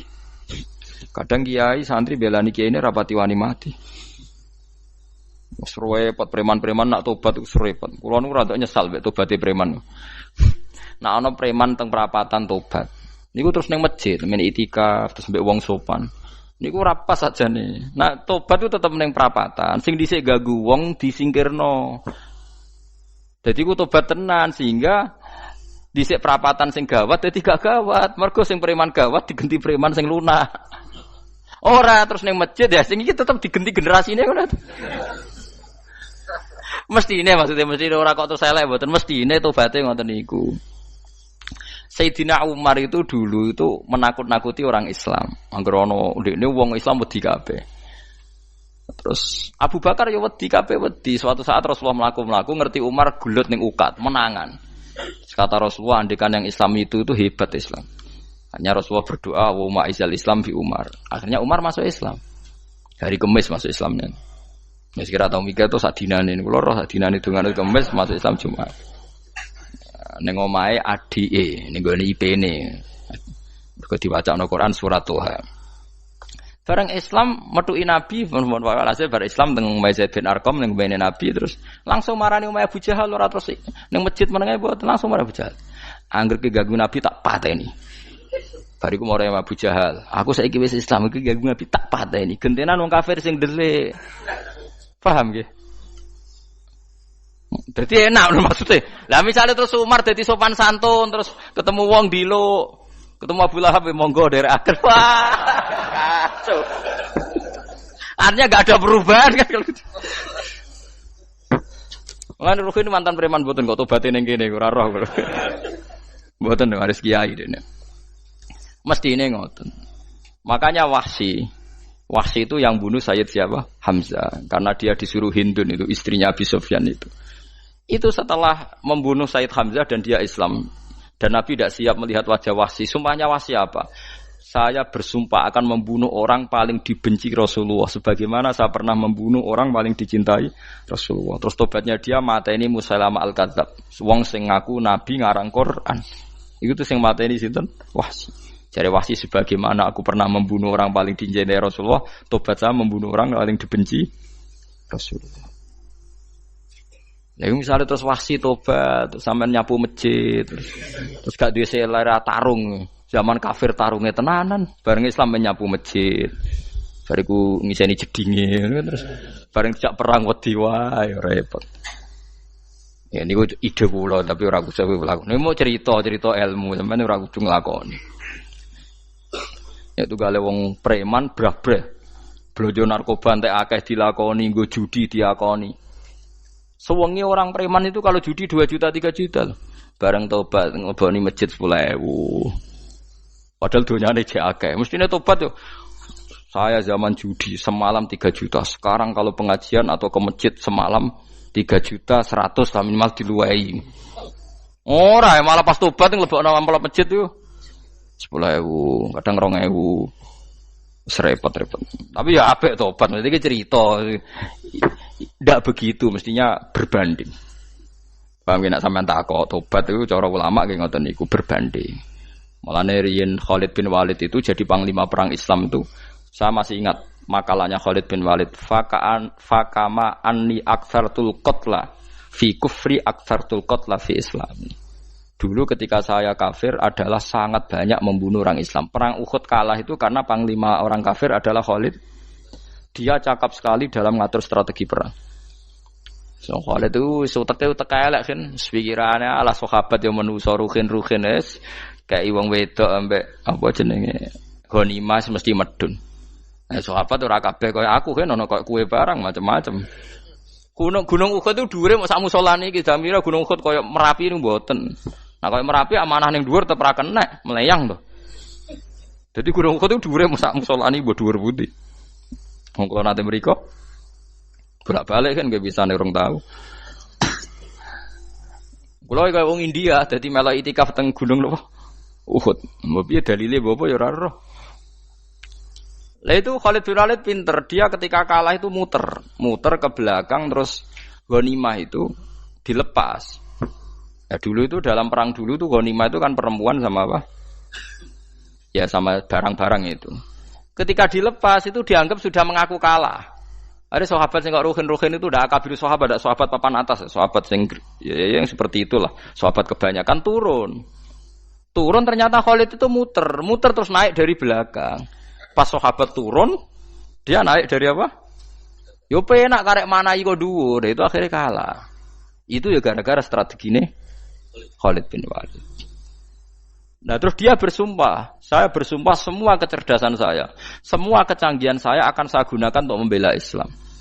Niku kelimake itu di perang Tabuk, di perang Yarmuk, di perang Tabuk. Itu di panglimani siapa saja yang ditunjuk Nabi itu kalah. Termasuk Ja'far bin Abi Thalib itu padahal panglima yang ditunjuk Nabi. Usamah ya kalah. Abdullah ya kalah. Semua yang ditunjuk Nabi itu mati semua. Akhirnya panglima diambil siapa? Khalid. Taruh saja gini strateginya. Anggap saja Arab itu padang pasir. Tidak sampean biar tahu bahwa orang soleh yang cerdas itu banyak. Jangan kira soleh itu tidak butuh kecerdasan, butuh. Arab itu kan padang pasir. Mau jelas gini gambarannya apa? Padang pasir. Itu kalau perang itu kan taruh saja orang Islam itu 3.000 musuhnya 10.000. Memang kejadiannya gitu 3.000 musuh 10.000. Itu kan berbanding berapa itu? 30 ya? 1 banding 3 ya? Nah itu dulu pasukan-pasukan Islam dulu itu sama-sama seperti soft sholat. Jadi memanjang. Ya akhirnya perang itu kelihatan sekali mana yang sedikit, mana yang banyak. Habis Khalid strateginya dirubah. 100 orang di depan, anggap saja gitu. Pokoknya tak ada gambaran coro Jawa paling gampang. Lagi maca kitabnya malah bingung loh. 100 pasukan kuda yang di depan tuh disuruh negarkan kuda, disebut fal mughirati subha itu. Yang itu wal adiyati napa? Dhabha fal mughirati subha itu. Jadi pokoknya anggap seperti itu. Fal muriyati apa? Qadha itu.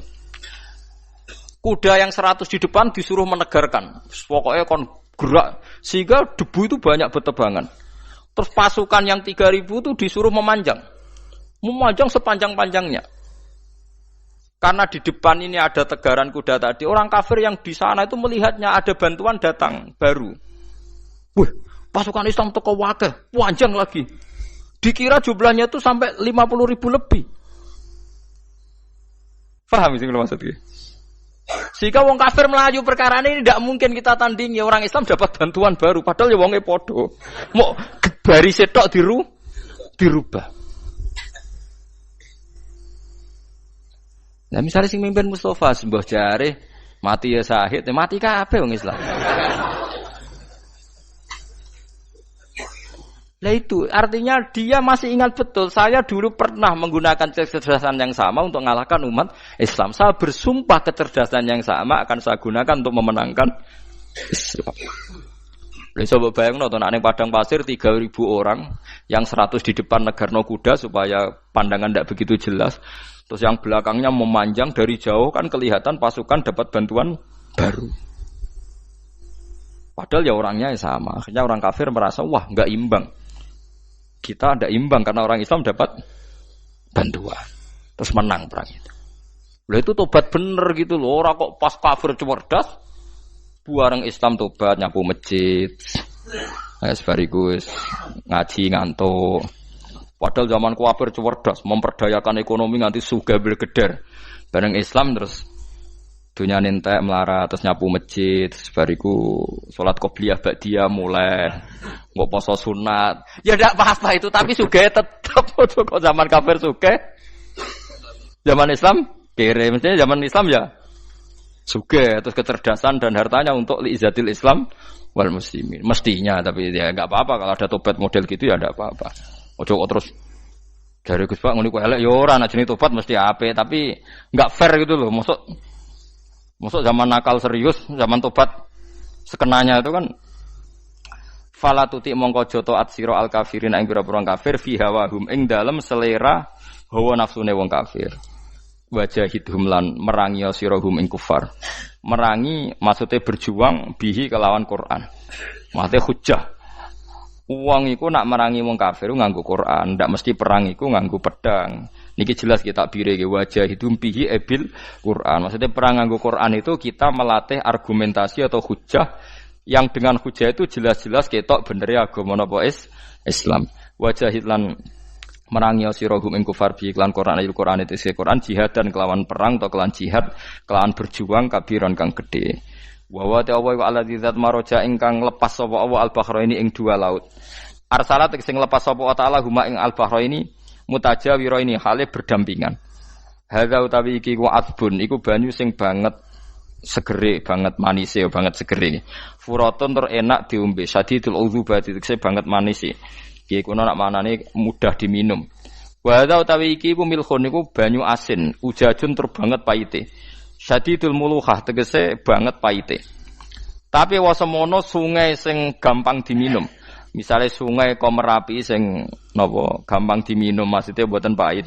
Ketemu laut sing banget pahite meskipun banget asine apa hakikate gawe wajah alalan gawe sapa Allah taala bainahuma antarane banyu sing napa tawar lan banyu sing asin Allah gawe barzakhon ing pemisah hajizan tekse pemisah. Kita ndak tahu pemisahnya piye pokoke akeh sing cerita banyak di tengah laut tuh air napa tawar layah tali itu ora campur apa hadu masalah sijine banyu asin dan banyu tawar bil akhir iklan sing liya mergo wonten apa hajiz ana pembatas wa hijron lan tegese pembatas mahjuron kang iso nglindungi sitron tegese tutup mamnuan kang iso den cegah bi sebab anane sitru sebab anane pembatas apa ikhtilatuhuma apa campure banyu asin dan banyu tawar walami waladhi. Orang bermalam-malam jagungan sama teman asik itu kan perlawanan terhadap nafsu kita, syahwat kita untuk mungkin nikmati dugem di bar atau di tempat-tempat maksiat. Itu setan di Indonesia tuh kakuati sama Ki Jawa. Orang supaya tidak tertarik maksiat itu Ki Jawa cukup ketemu kancane masak terong guyon, gejol-gejolokan zaman mondok, sewengi lulus sangka maksiat. Bar wis tutup. Saya akan cerita sedikit tentang tradisi hujjah. Dulu lama itu kelihatannya sederhana, tapi kalau berargumentasi itu hebat. Tadi Gus Yofur menyebut kitab Mbah Hasyim itu mengharamkan kentong. Beliau masyhur itu punya kitab namanya Al-Jasus an Tahrimin Nakus. Intinya kentong itu haram. Secara dalil ini meyakinkan sekali karena ketika Rasulullah rembukan sama sahabat, kita dengan apa memaklumatkan orang kalau waktu sholat masuk. Ada sahabat yang usul pakai kentong. Dzakalin nasoro itu Nasrani. Ya pakai buk itu semacam trompet besar. Dzakalil Yahud. Kemudian ada yang usul kalau gitu api ya Rasulullah dzakalil Majus. Sehingga dari hadis itu Mbah Hashim berpikir kentong itu haram. Tapi Mbah Fakih Mas Kumambang itu mengkritik Mbah Hashim dengan ngarang kitab Hazruus Antahrimin Nakus. Jadi beliau ngomentari kitab itu sambil geleng-geleng kepala. Kitab kok keliru nganti ngono itu. Jadi cara pikirannya siapa Ki Fakih. Kentong di Indonesia itu kanggo wedhus dicolong gitu. Pos kampling gitu. Kalau ada banjiran ya kentong, ada maling ya kentong. Jadi enggak ada persamaan sama sekali dengan kentong yang milik orang apa? Nasrani. Sehingga di pondok saya itu ada kentong tapi jelek sekali. Karena itu satu-satunya cara supaya beda dengan kentong yang di gereja. Kalau elek kan mirip kentong di pos kampling. Itu ya agak-agak ilmiah sedikit. Dulu ceritanya Gus Zofur itu saya teruskan. Itu singkat cerita, itu kalau yang di kejadian di Termas itu Mbak Dimyati sudah nyuruh semua kentong disembunyikan karena mau ada Mbah Hashim. Cerita itu mukarrar di Kiai Fakih sama di Kiai Dimyati Termas. Setelah kentong dikumpulkan semua, Mbah Hashim datang, senang. Ngiranya Syekh Dimyati ini sependapat dengan beliau, yaitu sama-sama enggak ada kentong. Tapi setelah itu ada santri yang matur, Mbah Dim pun beres kentong pun kula delikno sedanten. Itu di depan Mbah Hashim. Jadi GR-nya Mbah Hashim bahwa Mbah Dim itu sependapat akhirnya hilang. Ternyata ini akal-akalan toh gitu. Karena santrinya matur, Mbah Dim pun beres sedanten kentong beduk sudah disingkirkan. Itu di depan Mbah Hashim. Saking lugunya santri, nah saking ikhlasnya agak ngerti mahalus syahid ini adalah Mbah Hashim. Saya mau meneruskan cerita Gus Zofur. Dulu, ini cerita dulu. Dulu Mbah Mun ngaji di Lirboyo, tapi Kiai Makhrus ngaji sama Kiai Khalil Harun. Kiai Khalil Harun itu adik juga sekaligus muridnya Mbah Umar Harun. Mbah Umar Harun itu generasi kedua setelah Mbah Ghazali. Beliau menantunya Mbah Ghazali, tapi ya sudah ponaan. Sehingga tradisi ini penting karena saya berkali-kali bilang di mana-mana. Status orang tua dan mbah itu adalah terserah anak cucunya. Bukan terserah mbahnya, tapi terserah anak cucunya. Saya tidak akan bosan mengingatkan ini. Saya pernah di makamnya Nabi Yakub, itu ya dikemuli bendera Israel. Di makamnya Nabi Dawud. Nabi Ibrahim juga dekat sinagog. Sehingga Quran membela Nabi Ibrahim disebut maka anak Ibrahimu Yahudiyya wala Nasraniyya. Karena ketika beliau berposisi di Israel, kemudian penguasanya adalah Yahudi, bisa saja makam ini ditulisi dan distatuskan ala Yahudi. Ya seperti Nabi Yakub. Nabi Yakub itu nabi yang kita yakin tentu berkeyakinan beliau orang baik, orang muslim, orang mukmin, tapi karena di desain mereka ya dikemuli bendera Israel. Dan disebut Abul Yahud. Karena kita tahu nama lain dari anaknya Nabi Yakub adalah Yahuda bin Yakub bin Ishak bin Ibrahim. Sehingga perasaannya orang Yahudi menjadi Yahudi itu yang ngikuti mbah-mbahnya. Nah khawatir saya ketika buyut-buyut kita kaya. Buyut saya itu orang kaya dulu, namanya Mbah Durrahman. Itu kaya sekali, tanahnya banyak. Dulu cerita Mbah Hashim ya kaya sekali. Mbah Maksum juga kaya. Mbah Abdul Aziz juga kaya. Karena dulu itu inginnya kiai itu yo ketok sugih lah, gak ngel-ngelo santri. Tapi nanti kalau cucu-cucunya sudah ndak alim, itu ndak dianggap punya tanah itu karena untuk fasilitas santri.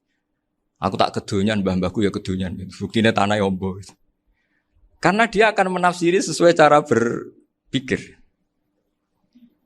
Makanya sanad keilmuan yang diceritakan Gus Zofur itu harus diulang-ulang. Kalau nggak diulang-ulang, maka kita akan berpikir sendiri untuk menafsirkan Masyayikhon al-Kiram atau Ajdadan al-Kiram. Nah, ini yang bahaya, yang sering Quran mengingatkan. Jadi ada status yang disematkan oleh anak cucu kayak orang Yahuda tadi, Yahuda bin Yakub bin Ishak bin Ibrahim itu menstatuskan mbah-mbahnya yang bernama Ibrahim itu Yahudi. Sampai Quran sendiri yang bela maka anak Ibrahimu Yahudiyya wala Nasraniyya. Karena secara geografis sekarang Ibrahim di Israel dan otoritas itu juga milik mereka, sehingga mereka bisa masang-masang atribut yang menunjukkan kalau itu Yahudi. Beberapa al-alim al-alamah yang minnah itu sudah wafat dan kadang-kadang dzurriyyahnya itu tidak kita. Kalau sekarang orang bahasakan kubu sebelah. Akhirnya ya nggak boleh dikholi, nggak boleh diziarahi. Terus seakan-akan yaktaduna bi ra'yi, seakan-akan mereka berpendapat dengan pendapat syekh ini, padahal enggak. Nah sehingga tradisi ketersambungan sanad tadi, baik secara genetik atau secara asbab, itu harus terjaga. Saya beberapa kali banyaklah sering diceritain Mbah Mun.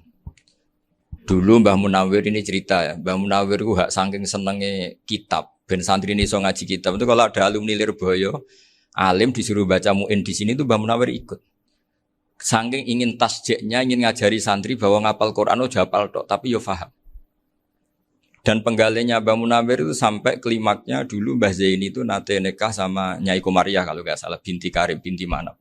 Punya putra Gus Habib, Gus Doha yang diantara putrinya dinikahi Gus Rozin. Terus akhirnya kesampaian juga ketika Mbah Munawir punya mantu alim alama namanya Mbah Ali Maksum, angsal Nyai Hasyimah. Sampai pondok Kramjak makruf bil ilmi, terutama ilmu sorof dulu karena Mbah Maksum itu komplain, fa'ala ya fulu kok terus fa'lan ya fa'ala ya fulu ya uful gitu kan. Masuk fi'il kok jejer isim gitu. Jadi dulu kata Mbah Mun itu ada persaingan ilmu sorof, sorofnya Mbah Maksum Ali Kuaron sama Mbah Ali Maksum Jogja. Jadi wali antok yang satu Maksum Ali Kuaron, yang satu Ali Maksum. Ya itu dulu saingan ngarang sorok. Nah ini yang menang siapa? Ya terserah duriannya. Kalau duriannya keren ya menang karena terserah yang kampanye. Saya bayangkan adekan Mbah Zubair tidak punya anak sealim Mbah Mun. Mungkin kalau Mbah Zubair juga tidak sewow kalau punya putra Mbah Mun. Karena saya berkali-kali bilang kalau dalam syair Arab itu kama takarroma kadang dilafatkan kama tasyarrafa bi Muhammadin adnanu. Orang berpikir Adnan itu siapa? Itu karena ada Nabi Muhammad SAW. Orang mencari-cari Mbah Mun itu mencari Mbah Zubair karena ada Mbah Mun. Orang mencari Mbah Dahlan karena ada Mbah Zubair. Wong kok alime ngono iku bapake sapa? Wong kok alime ngono iku putune sapa? Tapi kalau kita ini sudah ndak alim, ini orang sudah nggak tertarik nyari-nyari leluhurnya karena dianggap selesai. Jadi yang tanda kutip yang menghabisi mbah-mbahnya itu ya mesti cucunya. Ini mau ngamuk, mau peringatan, tapi ini juga peringatan pada diri saya sendiri. Jadi sehingga zuriyah ini penting. Kenapa para nabi mesti donga zuriyatan thayyibah? Kenapa selalu berpikir tentang zuriyah? Wa ja'alaha kalimatam baqiyatan fi aqibi. Karena zuriyah ini yang nanti bisa menstatuskan leluhurnya. Seperti tadi cerita Mas Maftuh ini tak puji betul, saya hari ini tidak ingin gojlok. Supaya kewalian saya tidak tergerus oleh kedoliman. Saya pernah diceritain Gus Zofur juga sering baca buku tentang Mbah Maksum. Dulu Mbah Maksum kalau wasiat kembali ya gitu. Kamu harus NU dan harus mempertahankan NU. Tapi tidak dengan cara membenci Muhammadiyah. Dulu Mbah Mun juga sering cerita. Dulu Mbah Hasyim itu ngaji Syekh Mahfud. Nah Mbah Ahmad Dahlan dulu namanya Darwis sering ngaji sama Syekh Khotib Minangkabau. Zaman itu Syekh Khotib sudah modern, sudah ikut gerakan Abdu, gerakan Almanar. Sehingga bawaannya Mbah Ahmad Dahlan ini agak agresif. Yang Mbah Hasyim karena hanya mulazim di Syekh Mahfud, hanya sesekali ngaji Syekh Khotib, beliau lebih seperti itu. Dan dua beliau ini sama-sama pernah ngaji Mbah Soleh Darat di Semarang. Mbah Hasyim sama Mbah Ahmad Dahlan yang dulu namanya Darwis. Jadi ini masih min muskatin wahidah mimam bain wahid. Sehingga kita tidak kaget ketika Mbah Ali Maksum mengomentari Muhammadiyah itu masih ahli sunnah wal jamaah. Makanya nanti terakhir saya baca kitabnya Mbah Ali dan sering saya pelajari. Andai kan kita ini sepakat dengan ilmu, ya kita tahulah. Kalau Abu Hanifah itu tidak kunut, Imam Syafi'i kunut. Berarti kunut itu madzhabnya Abu Hanifah, bukan madzhabnya Mbah Ahmad Dahlan. Apa tidak kunut itu madzhabnya Abu Hanifah, bukan madzhabnya Mbah Ahmad Dahlan. Kita kunut itu madzhabnya Imam Syafi'i, bukan madzhabnya Mbah Hasyim. Ini semuanya masih dalam bingkai ilmu. Adzan qabla subhi juga riwayatnya jelas. Tidak adzan ya sudah perilaku kita sudah jelas. Dulu Mbah Mun sering didik kita gitu. Saya sering dengar cerita kalau dulu Pak Arif Fakhruddin begitu hormat sama Mbah Ali, apalagi zuriyahnya Mbah Azhar Basir, karena beliau dulu ngaji di Termas. Dulu itu enggak ada masalah karena semuanya dianalisis pakai ilmu. Tapi sekarang pakai identitas, yang kunut itu NU, yang enggak kunut Muhammadiyah. Berarti Abu Hanifah itu Muhammadiyah, Imam Syafi'i itu NU. Berarti Imam Syafi'i itu ya anak buahnya Ki Miftahul Ahyar kira-kira gitu kan. Nah, anak buahnya Pak Said Akil. Kan terus jadi repot. Dulu kita ini pengagum ilmu, bukan pengagum perbedaan.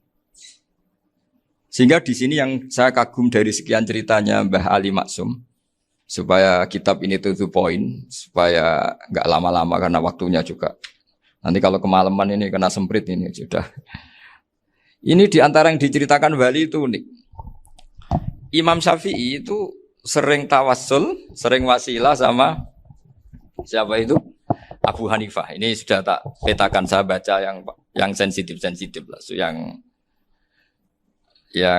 ini ya. Ziyar al-Babus Samin, terus sebentar ini yang bab tawassul.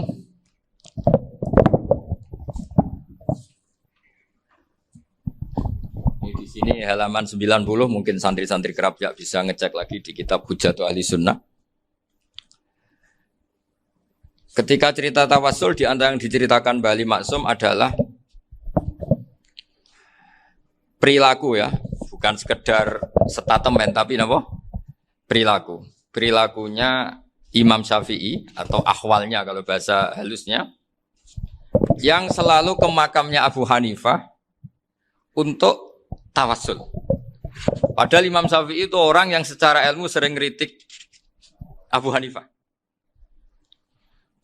Jadi ini saya baca ini di halaman 100, jadi tawassul mulai halaman 9 berapa ini? Sampai halaman ini yang Qala sami'tu Syafi'iyya yaqul inni la atabarraku bi Abi Hanifah wa aji'u ila qabri fi kulli yaumin za'iran. Fa idza uridat li hajatun shallaitu rak'atain, halaman 100, waji'tu wa sa'altu wa ta'ala al hajat indahu fama tab'udu anni hatta tuqda. Kanal Imam Syafi'i ayyama huwa bi Baghdad yatawassalu bil Imam Abi Hanifah yaji'u ila dorihi fayusallimu alaihi wa yatawassalu ila Allah bihi fi qada'i hajati. Terus wa yatawassalu Imam Ahmad bi Imamina Syafi'i. Jadi di antara yang diceritakan Mbah Ali Maksum itu betapa Imam Syafi'i yang terkenal sering mengkritik Abu Hanifah dalam tatanan fikih karena beliau tidak percaya ada istihsan. Abu Hanifah berpendapat adanya istihsan, dan kita tahu lah ikhtilafu Syafi'i wa Abu Hanifah itu besar sekali. Tapi beliau itu tahu Abu Hanifah itu orang yang sangat soleh. Abu Hanifah itu kalau ketemu sama orang yang utang beliau itu yang lari bukan yang utang Abu Hanifah, karena takut orangnya itu izin. Jadi kalau ketemu yang utang di jalan itu yang sembunyi itu Abu Hanifah. Kenapa engkau sembunyi? Ada yang utang saya lewat, nanti orangnya malu. Jadi setingkat Robi'ah Adawiyah itu beliau di rumah ada maling itu sembunyi. Ditanya kenapa engkau sembunyi? Malu, gak ada yang dimaling. Malu sama malingnya karena serumah itu gak ada barang yang layak dicolong itu. Itu Robi'ah dia sembunyi. Itu yang bisa niru itu Abu Hanifah. Jadi wali-wali besar ini ternyata saling menghormati dan saling tawassul. Nah saya berharap tawassul ini bukan sekedar perilaku sosial, tapi memang ada sanadnya. Sehingga terus diceritakan Bali di sini dulu istaqa Umar bil Abbas. Kata siapa tawassul harus dengan Rasulullah SAW? Dulu istaqa Umar bil Abbas. Sayyidina Umar itu tawassul istisqa dengan Sayyid Abbas. Padahal kita tahu Sayyid Abbas ini tidak nabi. Terus beliau cerita sampai Imam Syafi'i tawassul sama Abi Hanifah. Sehingga nggak ada perdebatan itu kan Umar. Kalau Umar kan ada jaminan boleh diikuti karena beliau sahabat. Bali cerita tentang Imam Syafi'i yang tawassul dengan Abu Hanifah. Seargumentatif itu. Sehingga ada cerita dalam sebuah tafsir. Ya saya ulang lagi, ada cerita di sebuah tafsir. Kenapa Nabi Musa ditanya Allah, wa matilka biyaminika ya Musa? Ma'ana wa ta'ala a'lam. Tentu Allah sangat tahu yang dibawa Musa itu apa. Karena Allah tahu Nabi Musa itu grogi. Orang dipanggil Bali Maksum pasti grogi. Santri dipanggil Mbah Mun pasti grogi. Kenangan saya setiap dipanggil Mbah Mun ya mesti tanya. Yang ringan-ringan. Wis sarapan ya. Arung sarapan ya sarapan. Pas sarapan ya kan. Tanduk mangan sing enak. Orang santri ora tau mangan enak. Ya gak pernah ngomong yang penting. Ngendikan yang penting. Nah karena Nabi Musa ini grogi. Ini sebagian tafsir. Itu ditanya yang ringan, sahaku itu gawa apa? Karena pertanyaannya ringan, Nabi Musa juga ringan. Ya Nabi Musa itu sampai lali, itu pangeran, sing ya'lamu sirra wa akhfa. Diterang. Niki tongkat Gusti. Gunane kathah Gusti tongkat iki. Qala ya asoya atawakkau 'alaiha wa ahusyu biha ala ghanami wal ya fiha ma'arifu ukhra. Oh, tongkat Gusti niki penting mesti. Nggih nak. Nggih macam-macam lah Gusti. Atawakkau 'alaiha wa ahusyu biha ala ghanami kangge menghalo kambal. Masih terang terakhir dan yang lain-lain Gusti. Wal ya fiha ma'arifu ukhra. Sehingga akhirnya rileks. Karena Nabi Musa terus ngerti. Ternyata ketemu pangeran itu gak seserem yang saya bayangkan gitu. Pertanyaannya ringan. Itu ada ilmunya. Tapi cerita ini yang versi tafsir ini tidak yang seperti di Manaqibul Ghazali. Di beberapa kitab tentang Manaqibul Ghazali diceritakan di alam roh Nabi Muhammad sallallahu alaihi wasallam itu yubahi bi ummati. Saking yubahinya sampai ngendikan ulama ummati ka anbiya Bani Israil. Ulama umatku itu pinternya atau statusnya itu mirip-mirip lah. Kaf itu ya mirip-mirip lah, mirip-mirip kayak ulamanya nabinya Bani Israil. Akhirnya Nabi Musa itu tersinggung sekali. Bagaimana mungkin ulama disamakan dengan apa? Nabi. Sehebat-hebatnya ulama itu kan tidak akan yabluhu darajatan nubuwah atau yartaqi ila darajatin nubuwah. Itu akhirnya ya kalau kamu nggak percaya panggil. Yang dipanggil Imam Ghazali. Ya Nabi Muhammad juga gak mau kalah itu. Kalau manggil ulama RT ya kalah keok. Gitu. Akhirnya Imam Ghazali datang, ditanya sama Musa, Mas Muka, nama kamu siapa? Ana Muhammad bin Muhammad Al-Ghazali At-Tusi Asy-Syafi'i. Itu disebut panjang. Nabi Musa guyu-guyu. Kamu ulama kok ngomong yang gak penting. Ditanya namanya kok penjelasannya sepanjang itu. Dianggap itu satu kesalahan. Masa tanyanya nama kok ditanya. Jawabnya Muhammad bin Muhammad Al-Ghazali At-Tusi Asy-Syafi'i. Kepanjangan itu. Ketika Nabi Musa agak mencibir, agak gimana itu terus jadi Imam Ghazali, kalau ini masalah, lebih masalah jenengan. Apa itu? Yang tanya jenengan tuh Allah ya alamus sirra wa akhfa, dan Allah hanya tanya wa ma tilka biyaminika ya Musa. Harusnya jenengan jawab asoya titik, bukan kepanjangan.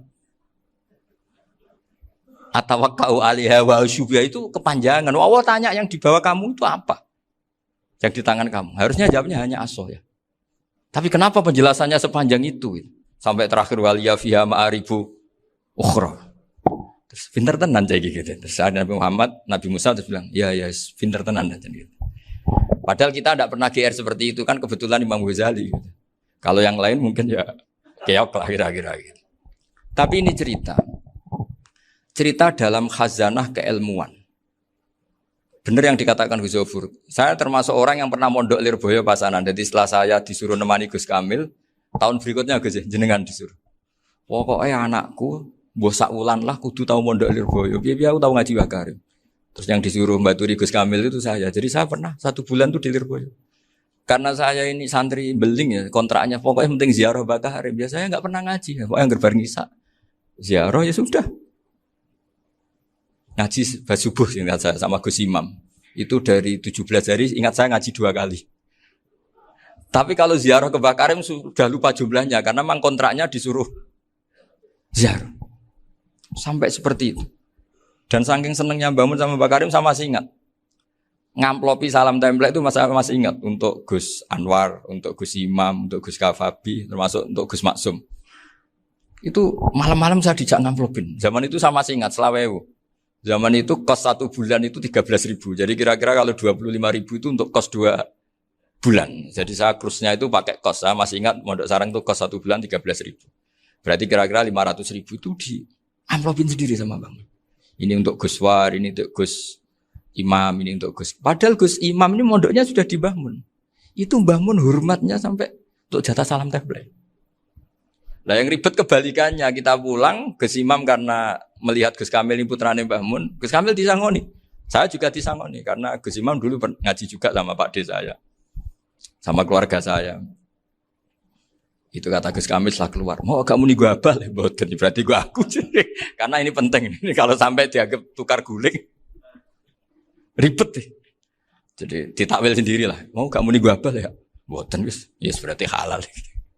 Tapi sama Mbah Mun ya ditanya. Ditanyanya bukan apa karena untuk meneruskan tradisi bahwa kalau kiai ketemu itu ya saling memberi hadiah, saling itu sudah faqad dimubena adena suwakum apa? Sotaku. Sehingga ketika Kapya ini punya Bali Maksum alim alama, kemudian melahirkan murid-murid yang juga ipar kayak Mbah Warsun bisa ngarang Kamus Al-Munawwir, Pak Bik juga punya karangan Kamus Al-Mu'asir. Saya itu punya semua. Karena ini adalah buah dari bahwa kita ini tidak kalah sama produk-produk yang di sana. Bahwa produk di kita ini sudah cukup untuk mengantarkan orang menjadi alim alam. Dulu Mbah Zubair ke Mekah ya sudah alim alam. Gus Zufur ke Al-Azhar sudah alim. Semua teman-teman kita ke Mekah itu sudah alim semua. Padahal produk mondoknya ya tadi. Mau digojlok kiai ini, terus mangkel be keamanan biasanya. Biasanya musuh besar pondok itu keamanan. Jadi bukan berarti gojlok ibunya Gus Maftuh enggak. Biasanya keamanan itu musuhnya apa? Banyak. Itu tradisi keilmuan itu harus dijaga dengan hujjah dan dengan tadwin, dengan pembukuan. Saya punya sekian cerita ya. Misalnya dulu kita mungkin iskal itu janggal. Kenapa sih orang Islam tukaran sama orang Islam? Sehingga di antara doa Nabi yang enggak dikabulkan Allah, enggak boleh dikabulkan sama Allah enggak boleh, bukan berarti enggak mustajab. Redaksinya famana aniha, memang enggak boleh. Redaksinya bukan falam yastajib lahu tapi famana aniha.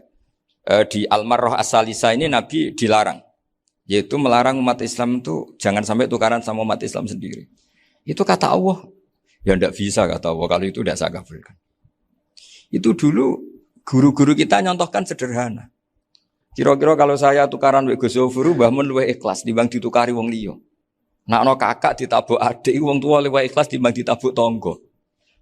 Barokahnya membaca kita lebih mentoleransi. Kalau ada Mbah Hashim dikritik Mbah Fakih Mas Kumambang kita ikhlas itu. Tidak dikritik guru PAUD itu kan. Atau dikritik orang-orang yang enggak bisa ngaji. Artinya ternyata keliru kita bilang kiai kok tukaran. Justru bagus kiai tukaran. Dibanding kiai dikritik guru PAUD atau dikritik orang-orang yang enggak bisa baca kitab. Akhirnya barokahnya baca kita menjadi tahu.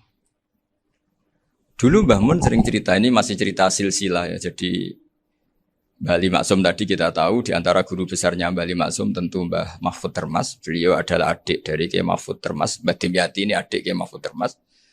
Itu punya saudara namanya Abdul Razak, juga punya saudara namanya Dahlan. Itu yang membawa Thariqah Syadiliyah di Solo Raya. Yang sekarang alhamdulillah diteruskan Gus Wafi. Dulu di antara pesannya Mbah Mun ke saya, hak Wafi Kandani kon ziarah ning Mbah Dimyati. Mergo Thariqah Syadiliyah dulu itu yang bawa keluarganya Mbah Dimyati. Jadi semuanya ini masih dzurriyyatan ba'duha min ba'd. Nah pesan saya karena tadi Mbah Munawwir yang termasuk orang pertama yang bawa Quran, bawa qiraah sab'ah. Kenapa saya bilang termasuk? Karena kalau bilang paling pertama ini nanti butuh data. Dan itu agak kerepotan lah. Tapi yang jelas mimman istahara lah. Mimman istahara yang membawa sab'ah ke sini itu adalah Mbah Munawwir. Terus beliau ngajarkan diantaranya ke Mbak Arwani pakai kitab Satibi, pakai kitab Nazmus Satibi. Terus Nazmus Satibi itu diteruskan oleh Mbak Arwani, ditulis. Yang nulis dulu Mbak Dola Salam. Bapak saya itu murid Mbak Dola.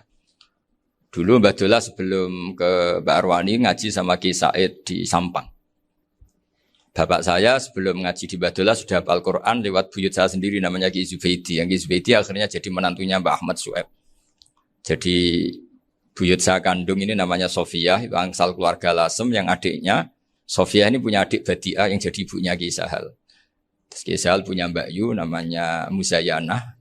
Punya di Garwa Ki Mansur punya anak Gus Qayyum. Jadi dulu ibu saya, ibunya Gus Sofur, ibunya Pak Maftu itu semuanya di Lasem.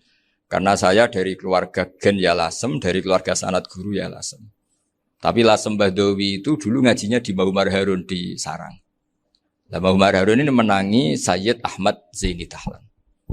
Sayyid Zaini Ahmad Zaini Dahlan ini punya cucu keempat yang hidup di Sedan. Terus makamnya di Lasem. Namanya Habib Haidar. Itu yang nulis biografinya Mbah Maksum.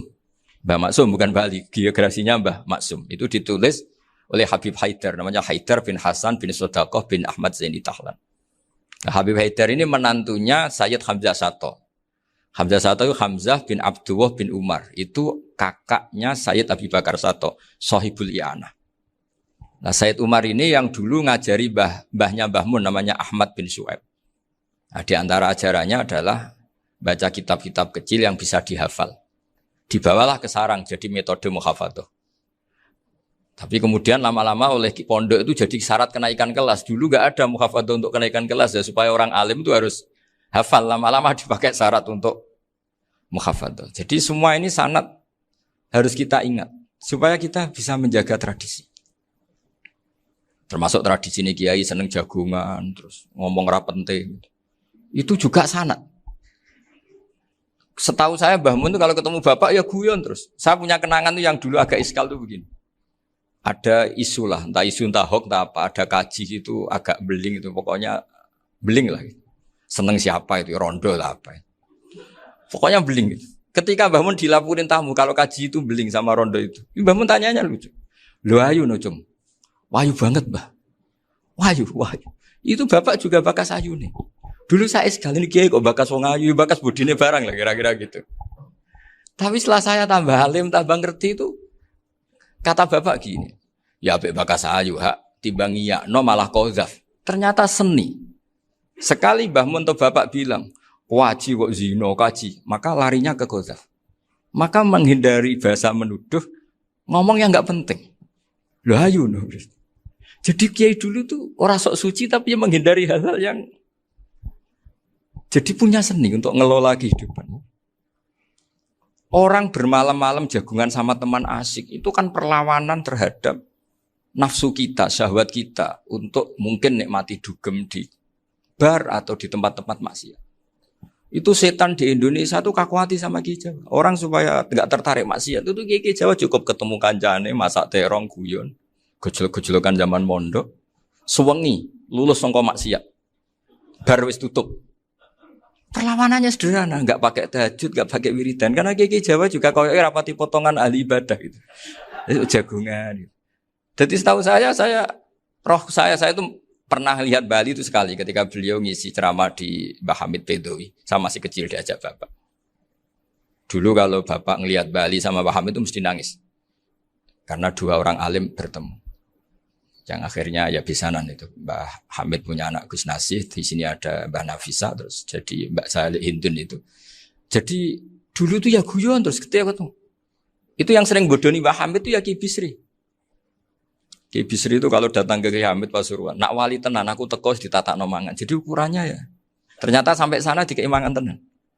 Masih belum mengakui, kan nak wali tenan aku kiai rung di mobil, dongakno aku di mobil. Sudah kalah satu seri itu masih gak terima. Lalu itu Mbah Hamid akhirnya berdoa, ayo monggo, mungkin-mungkin Ki Bisri gak ada mobil. Itu setelah didoain masih tanya, mereknya apa merek? Jadi itu Mbah Hamid jawab, yo paling Holden itu, paling Holden. Itu nyari mobil itu ya adalah dapatnya Holden. Suatu saat Mbah Bisri diundang Mbah Hamid gak dikasih bisaro, karena utangnya sudah banyak Mbah Hamid, Mbah Bisri ini utang doa tadi. Itu ya gak dikasih besar ya gak mau kesang apa-apa kelambimu kayak aku. Didol sama muhibbinya Mbah Hamid. Itu harganya melebihi jatah bisaroh. Ketemu Mbah Hamid. Kang, susu Kang, mergo. Jadi dulu itu rileks, makanya ini yang diceritakan ke Zofur. Sebetulnya kalau kiai-kiai itu bersanad itu ya rileks, hidupnya itu rileks. Karena rileks ini perlawanan terhadap kemungkaran. Saya dulu musyawarah sering sama Gus Zofur usul fikih. Itu jelas di antara yang ditulis Lubil Usul itu. Ya kita tahu tadi misalnya sanad usul fikih, Mbah Ber itu sangat al-usuli Kiai Zubair Dahlan, abahnya Mbah Mun. Punya murid di antaranya Kiai Sahal. Kiai Sahal punya karangan Thariqatul Husul fi Syarhi Lubil Usul. Itu Thariqatul Husul itu beliau ngendikan dalam mukaddimah bahwa saya bisa mensarah ini berdasar ngaji maknani sama Mbah Zubair. Terus beliau mengutip sarah itu dari kitab Nailul Ma'mul. Beliau ngendikan binus khotin khotiyah ghairi matbu'ah. Dan itu ditemukan di Kiai Mansur di Lasem. Karena Kiai Mansur iparnya Mbah Sahal. Mansur bin Khalil itu diantara katibnya Syekh Mahfud. Jadi semuanya ini sambung. Mbah Ber saking ahli usul fikihnya, kalau ngajar usul fikih itu kalau guyon takriran saya ini lebih memahamkan ketimbang sarah. Ya sudah terus Mbah Zubair, Kiai Fakih, terus Syekh Mahfud.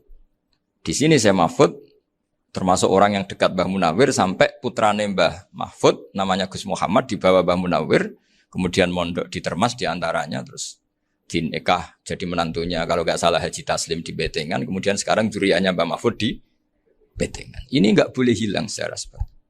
Itu diantara di usul fikih diterangkan. Ketika diantara 5 hukum itu ada yang bernama mubah. Mubah itu boleh dilakukan, boleh ditinggalkan, dan kalau dilakukan ya tidak berpahala, ya tidak disiksa. Itu ada ulama yang protes. Protes gak bisa seperti itu. Ithma min mubahin illa wa tahaqqaqu bihi tarku haramimma. Fa'il zamu minas sukun tarkul qatli wa minas sukut tarkul qadaf.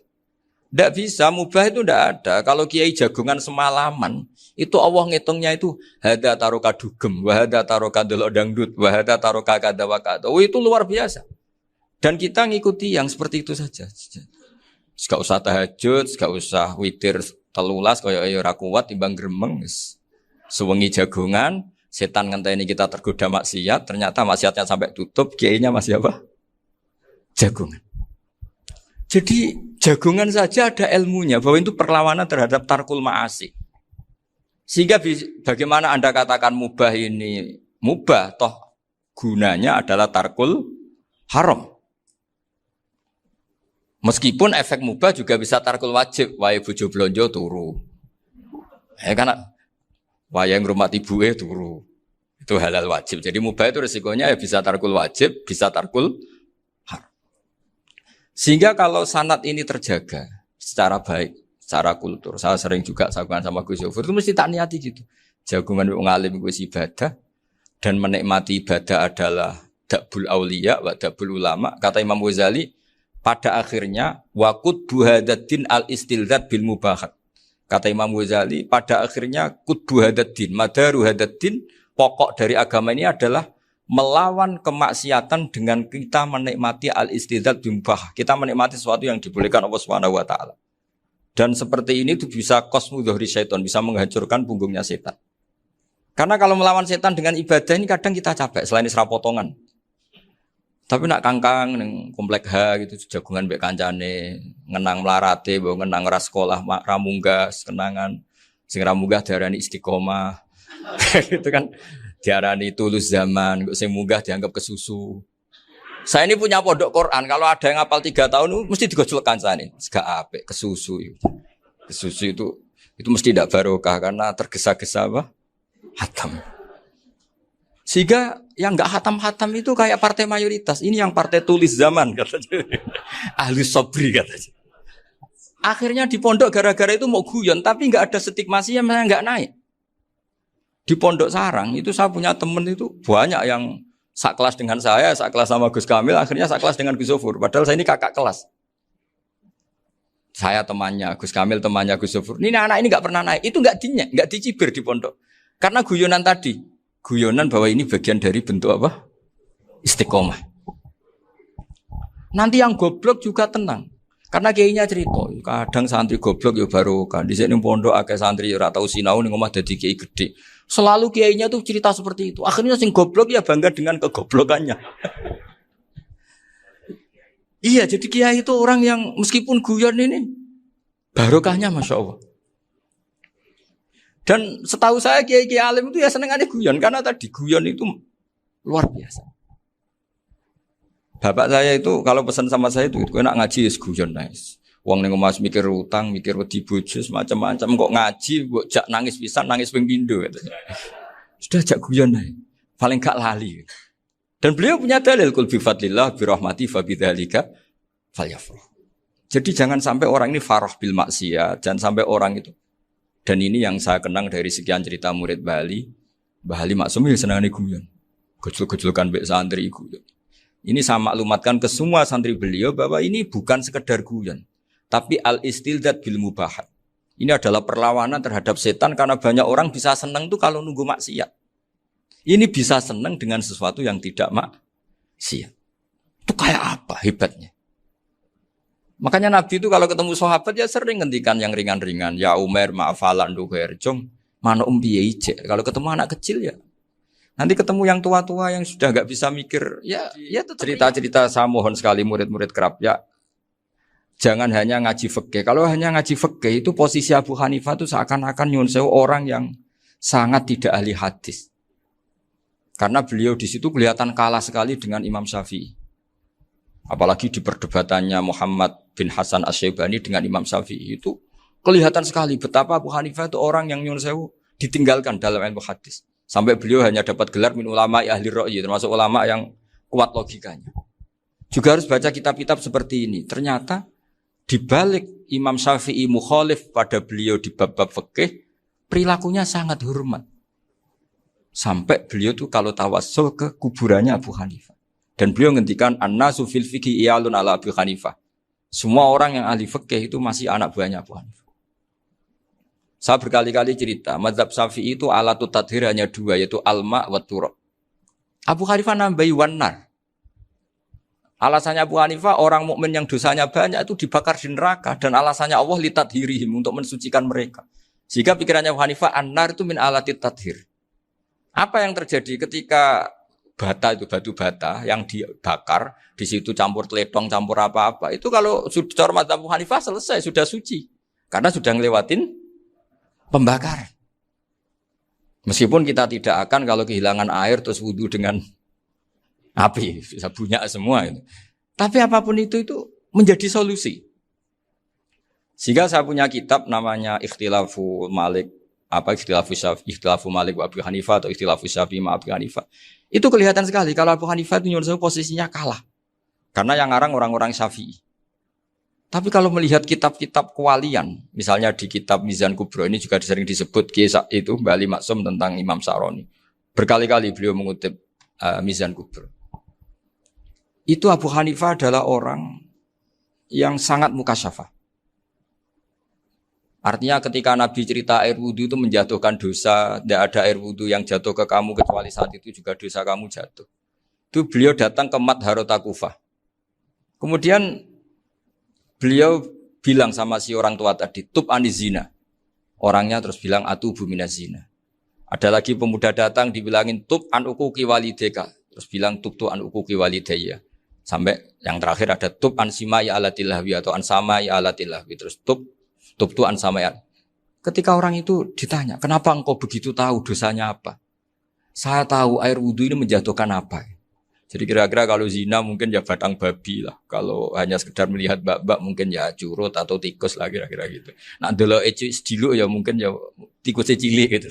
Nak delok suwi ya tikus werok itu atau apalah. Pokoknya beliau itu tahu.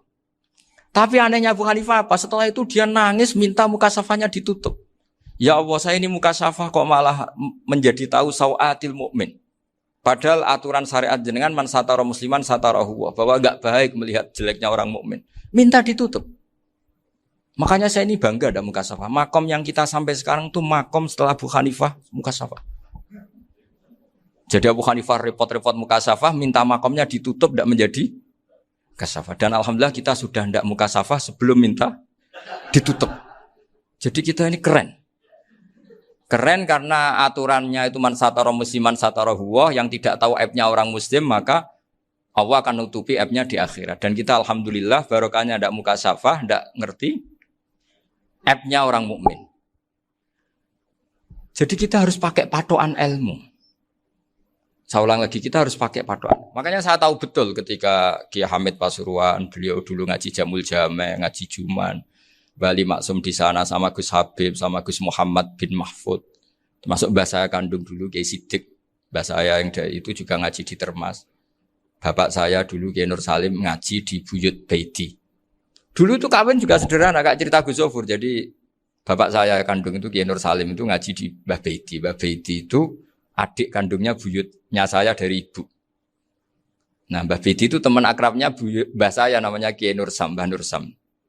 Singkat cerita terus Nur Kiai Jorabin arah-arah bekno itu. Setelah bapak saya ke Badullah mau ditawarin jadi mantu, kata bapak saya kula pun dipek mantu Mbah Baiti. Akhirnya dapat ibu saya itu.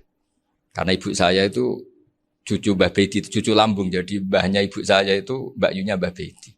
Namanya Mbah Sofia tadi yang dapat Mbak Idris itu. Yang Mbak Idris ini bin Umar.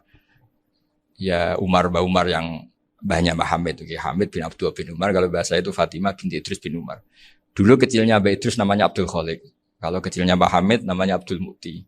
Kalau kecilnya Mbah Maksum namanya Muhammadin kalau nggak salah. Dulu itu orang dulu itu namanya dua-dua karena diganti ketika musim apa? Haji. Jadi ini terjaga. Sehingga tidak ada ceritanya kiai-kiai yang jagongan kemudian santrinya itu yang agak-agak khawarij. Kiai kok sungi-sungi jagungan, gak tahajud, gak duha, itu tidak ada. Karena ini dianggap fi'lul mubahat untuk melawan mungkar. Jadi sehingga di kitab Ihya diterangkan, kamu jangan ngira orang-orang soleh ketika jagungan itu min ahlil bitolah wa takasul. Itu orang-orang yang pemalas, itu enggak. Tapi mereka bisa mengasiki Allah.